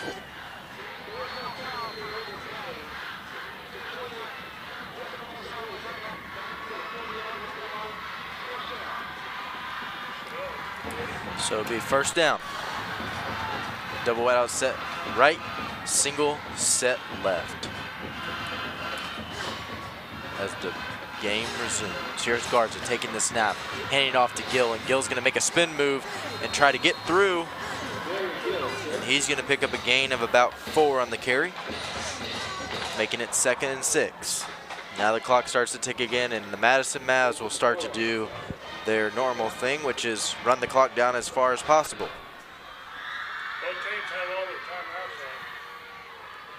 Oh, that is true. Both teams do have all 3 timeouts left. So anything can happen here. Double wide out set right, single set left. Here's Navon Cooper in motion. Now Gill taking the run, and he's going to get the first down and more. As he's starting to power through. This will be 4 minutes, 15 seconds left in the 4th quarter. Update from Ferris Stadium. Brandeis 35, Johnson 21. 4th quarter. Yeah, Brandeis starting to assert their will on Johnson over there. Johnson playing a really good game up until now. Even when they're missing battles. Yeah, and Lake Travis 21, Smithson Valley 3. So looks like that game is not in doubt as much as this one is here at Comalander. Double wide out set right, single set left. Here's Garza taking the snap, handing it off to Gill. Gill coming up the left side, and he's going to pick up a gain of maybe 5 on the carry as the clock keeps ticking. No, he's going to gain 4. Austin Westlake 16, Steele 7 in the 4th quarter. The Falcons defense trying to get a break here.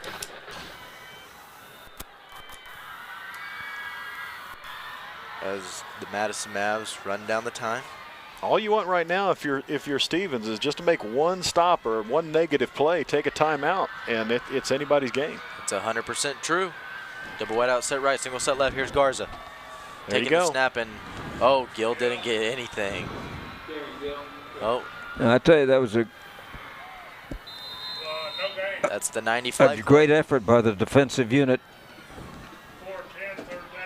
And they call a timeout. 2:54 to go. 28-21. Down to the last tick of the clock. We need to go down to Charles and let him talk so he can stay warm. He needs to run up and down the sideline. We're beyond that. Well beyond that. He's got his beanie on now. Yeah, Gill was running up and down the sidelines a few minutes ago to get warm, and I felt like running with him. I just ran down the hall here to warm up myself. It's cold up here. Yeah, I've converted to the beanie hat. It looks good on you. 43 degrees, Charles. Yeah, 43 degrees officially, like but about 30. Yeah, I was going to say about 28. No, not 28. I wish it was 28. Well, we had over 3,200 fans here tonight, and it was quite a trek for the Falcon fans to make the journey across town. Nope. But there was no car departing the parking lot. This is a big play right here. Hold him. Double wide out set right, single set left. Here's Garza taking the snap. Oh, he's getting rushed. He fumbled the ball. It's going to be picked up by, he falls on it, but yeah. Caceres was able to get it, but I thought for a minute there that it was going to be recovered by the Falcons. Stevens called timeout again. Well, that's not what you necessarily wanted with the ball on the ground, but you held him. Now you're going to get the ball back for your offense, and 2:45 left, 1 timeout left. Devon Martin had a golden opportunity, but he just couldn't get there in time. So it's critical time, my friends. So if you're Madison, do you punt it away? You got to punt and hope your defense can hold. 2:45 to go in this first week of the playoffs. 5th punt of the night for the Madison Mavericks, who run into a buzzsaw here in the second half. This is where it becomes clutch time for the Falcons.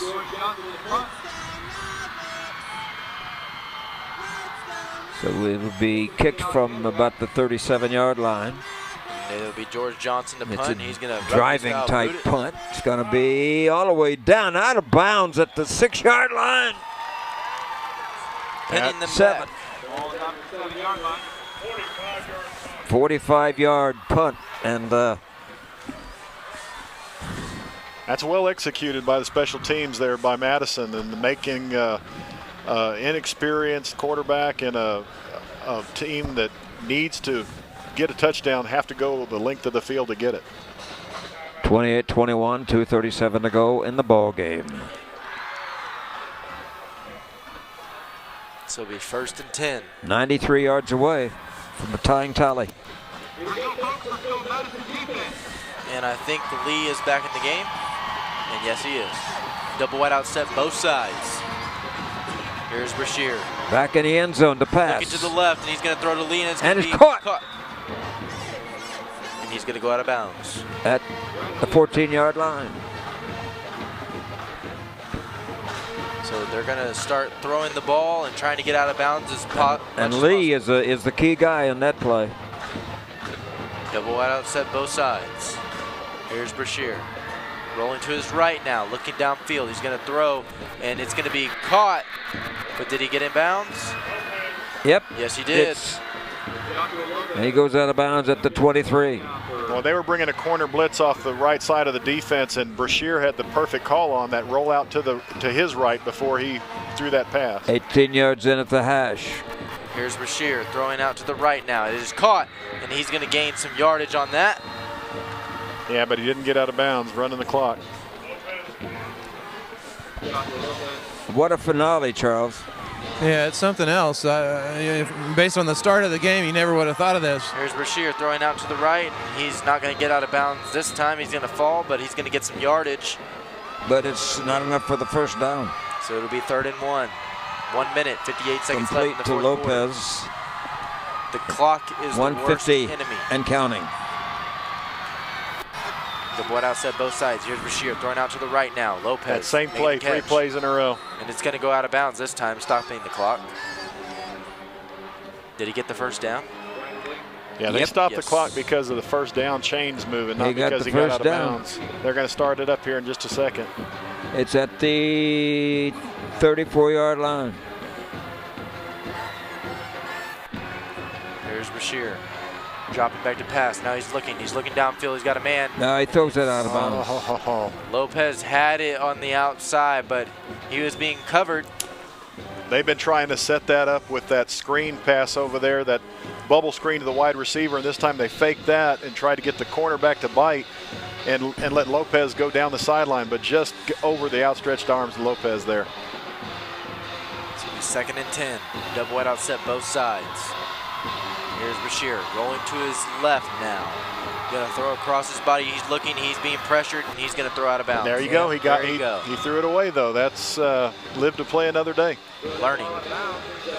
3rd and 10. 1 minute, 34 seconds left. 3rd and 10 at the 34. Wow. I bet there isn't another freshman 125-pound quarterback in the playoffs in Texas tonight. I highly doubt it. And he is an impressive one, too. Here's Brashear dropping back to pass. Now throwing downfield, and it's going to be thrown out of bounds. Oh, he just had too much mustard on it. He had an open receiver down there. He did. Threw it 1 count too quick. And it was intended for Michael Plante. And this is the game right here for the Falcons. Can they take flight? This is it. Double wide out set both sides. Here's Brashear. He wants to go deep. He's going to be sacked. That's the ball game for little KK. And making the sack to stop the attack was Chris Potocki, 6'1", 222-pound senior. You know, I like that call by the Madison defense. Don't sit back and let them pick you apart. Go after him. Be aggressive. And sure enough, that defensive lineman came through and put that quarterback down on his back to end the threat here in the fourth quarter. And coincidentally, on the clock it says 125, and that's your weight of your freshman quarterback.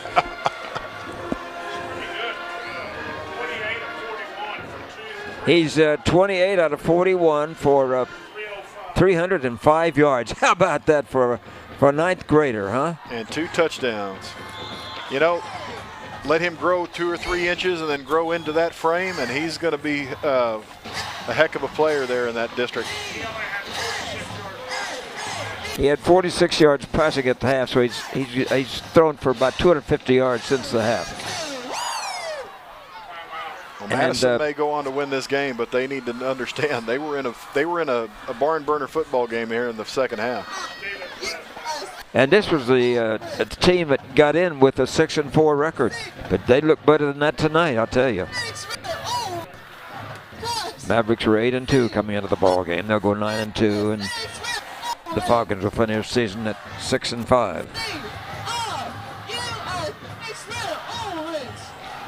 A couple more kneel downs, and Madison will advance. It looks like they're going to be playing Lake Travis. That's the team they ran into last year that ended their season.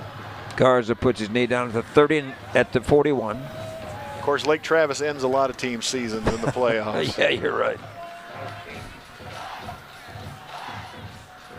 Minute to play in the game. Austin Westlake 16, Steele 7. And that Lake Travis game has just gone final, 21-3. Lake Travis eliminates Smithson Valley and plays the winner of this game here in 47 seconds. We'll determine who that is. Do we know where they're playing or coin toss or anything yet? Not yet. San Marcos is what we were told. Yeah, San Marcos is what we were told before the game. Oh, Bobcat. San Marcos will be the site. Bobcat Stadium. That's a nice stadium. That's the ball game as the clock will tick away now with 20 seconds to go. And now the teams are headed onto the field for the final handshakes and good ball game, guys. That was a good game. Very impressive game by the freshman quarterback, too. I just want to point that out. Well, and here's a new coach who just came aboard 6 months ago, and he has really developed this team into a future power. Definitely a future power. And he's going to have a quarterback for the next 3 years. It's going to be a superstar. And that's the one good thing about bringing a freshman quarterback into the varsity level, because you'll have him for when he's good enough to handle the duties, and he did. And, you know, for 125 pounds, he has a whip-like arm. He does.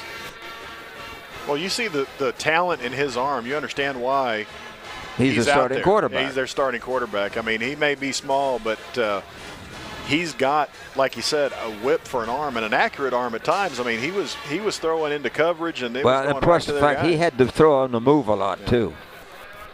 He did. When he was rolling, he was even throwing it accurate too. Yeah.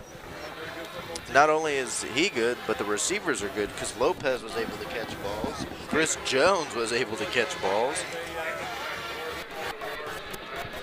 Well, Anthony Herrera, 6'2", 320 pounds. He's about to lose the rest of his jersey out there. He is one huge young man. He is. Very impressive, too. 320 pounds, but he had a lot of blocking assignments tonight. While Charles is waiting to get an interview, you look at that Stevens sideline over there, there's not a lot of hung heads over there. No, they deserve every accolade they get. They may be turning in their equipment on Monday morning, but they got the best of that Coach second half. Blaine Peterson here, congratulations on the big win. Tough fought win.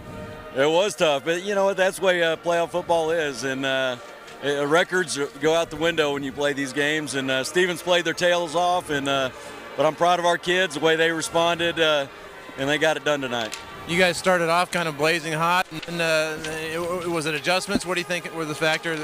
I think the Stevens defense really played tough against us and slowed us down in the second quarter, and we were able to get a pick six there to get us going again, back on top. And but it was a struggle all night, but I'm proud of our guys. We talk a lot about your offensive players. You had some defensive guys step it up tonight. Oh, absolutely. Our linebackers were great tonight. Logan Bomer and Grady was great, and George Johnson had a pick six tonight, so that was a big play for us. But we got a lot of guys playing hard, and they did good. So it looks like Lake Travis again. Yes, it is. We'll play Lake Travis next week in San Marcos High School, and we'll see, man. We played against them several times. We're happy and excited about advancing, and we're looking forward to the challenge. Well, congratulations, and we look forward to following you. Yes, sir. Thank you. Well, it was a dandy, 28-21. It was what we expected, because when you reach this stage of the season, there ain't no cream puffs, friends. And these kids tonight from John Paul Stevens High School proved that they can play with the big boys. Well, you look at what you need to be a successful program, and you need a coach. I think they've got that. Check that box. You need a quarterback. I know they've got that. Check that box. So they play in a rough, tough district out there, but they're not a pushover. They proved that this year, and just improving year to year, they're going to be more of an obstacle to overcome over there. But Madison, you can't complain. A win's a win in the playoffs. Well, and they had some down years, and then last year they rebuilt their program and they made it to the second round of the playoffs before they lost to Lake Travis, and that's going to be their opponent. That'd be a great time for a little revenge motivation, and Coach Blaine Peterson will have them ready. And I want to thank Anthony Boykin, because he is one fine young coach and played for the Southern Illinois Salukis. And as he said before the game, a Saluki is a prime hunting dog. And tonight he had him on the trail, didn't he? So what more can you say, except that we're at this point of the season where we're on the road to the championship, or to Jerry World, as they say. 20 yards, Steve at 324, Madison 264. Looks like Westlake is going to beat Steele 23-7, but last night Roosevelt goes down. Tonight looks like Johnson is their season is done. Madison advances, and tomorrow the district hopes rest on Reagan. So we'll see what our playoff run looks like. But next week in San Marcos, Lake Travis has 7, 8, 9, 10 championships, however many they've got by now, and Madison's got their work cut out for them. But good teams play down to their competition at times, and they play up to their competition as well. So we'll see them next week and cheer them on no matter what. It's the national sport of Texas, high school football, and that's what it's all about. And it's so much fun to be involved with these young men who play for the love of the game. And that's why there are so many thousands who participate in this great sport in the state of Texas. And it's always a letdown for me after November, because I know that it's going to be a whole year before football starts again. We're always ready. And I want to thank the crew. We'll be on hand.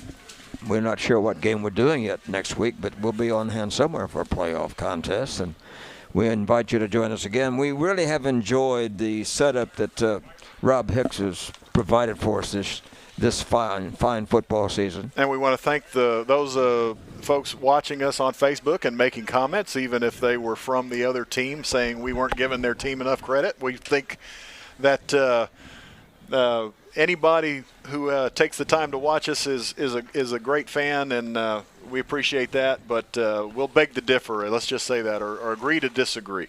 Well, the thing about it is I don't care what team wins, because I just love the involvement of these young men. And with the pageantry and the pom-poms and the bands, and it's just fantastic to be a part of high school football in Texas. And, the guys who do these announcing portions of the sport, we never make a whole lot of money, but we do it because we love the game just as much as the kids who play it and the coaches who coach it. And to me, the developers of young men in Texas are the coaches and their staffs who, say for instance a town like Karn City, those assistant coaches spend hours and hours of looking at film and planning, and they don't make a whole lot of money in small towns of Texas. Well, even then, you've got the junior high coaches that are traveling away to scout the next week's opponent. So they're putting miles on their own personal vehicles to go out there and sit in some other some other stadium stands just to watch who you're going to play next week and write down some numbers and see what kind of tendencies they have. And heck, even some of those guys, they're driving the school bus for the team. That's right. It's an amazing, amazing phenomenon. And people who listen to us or to other stations or facilities, they like the game just as much as we do. And for instance, I was thinking about what you did a few years ago. You helped David Phillip with his small town radio coverage of Falls City and D'Hanis and those teams down south. I always watch for those scores, and Poth beat Taft tonight 47-0. Falls City, ranked number 1 in the state in 2A, 70-6 in their first round playoff game. But unbelievable. I'll just go back to, I'll tell you this, I love these stadiums, I love these big press boxes, but down there I literally called a game in a deer blind one night. So it's still the love of football that makes you do this. Well, I'm not going to tell you where I've had to do some of the games from because they were pretty remote, pretty primitive.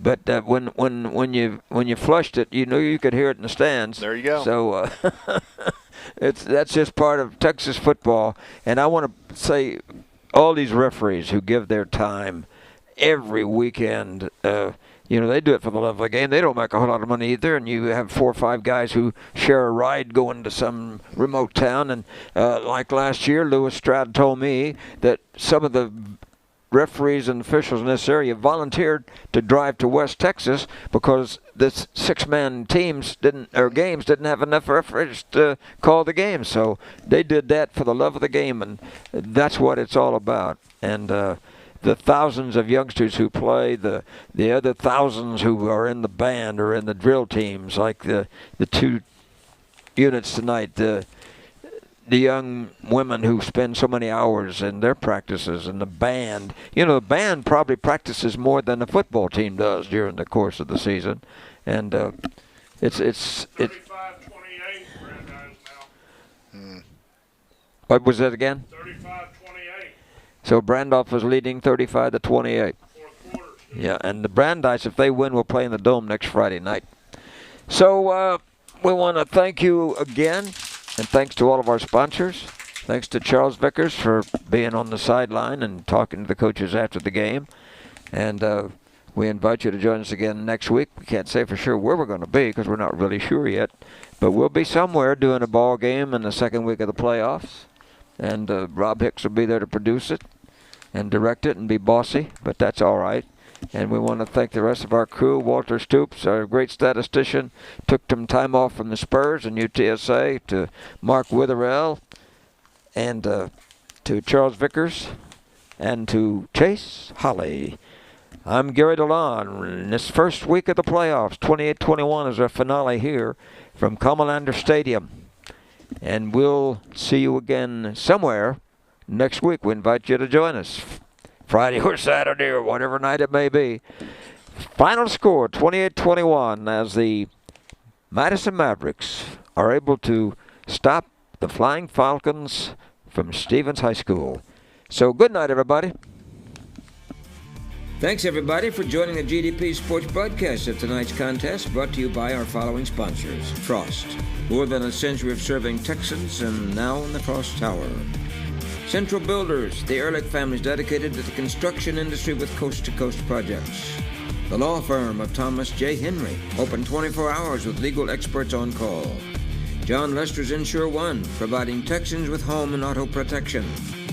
By Randolph Brooks Federal Credit Union, a credit union that puts people before profits.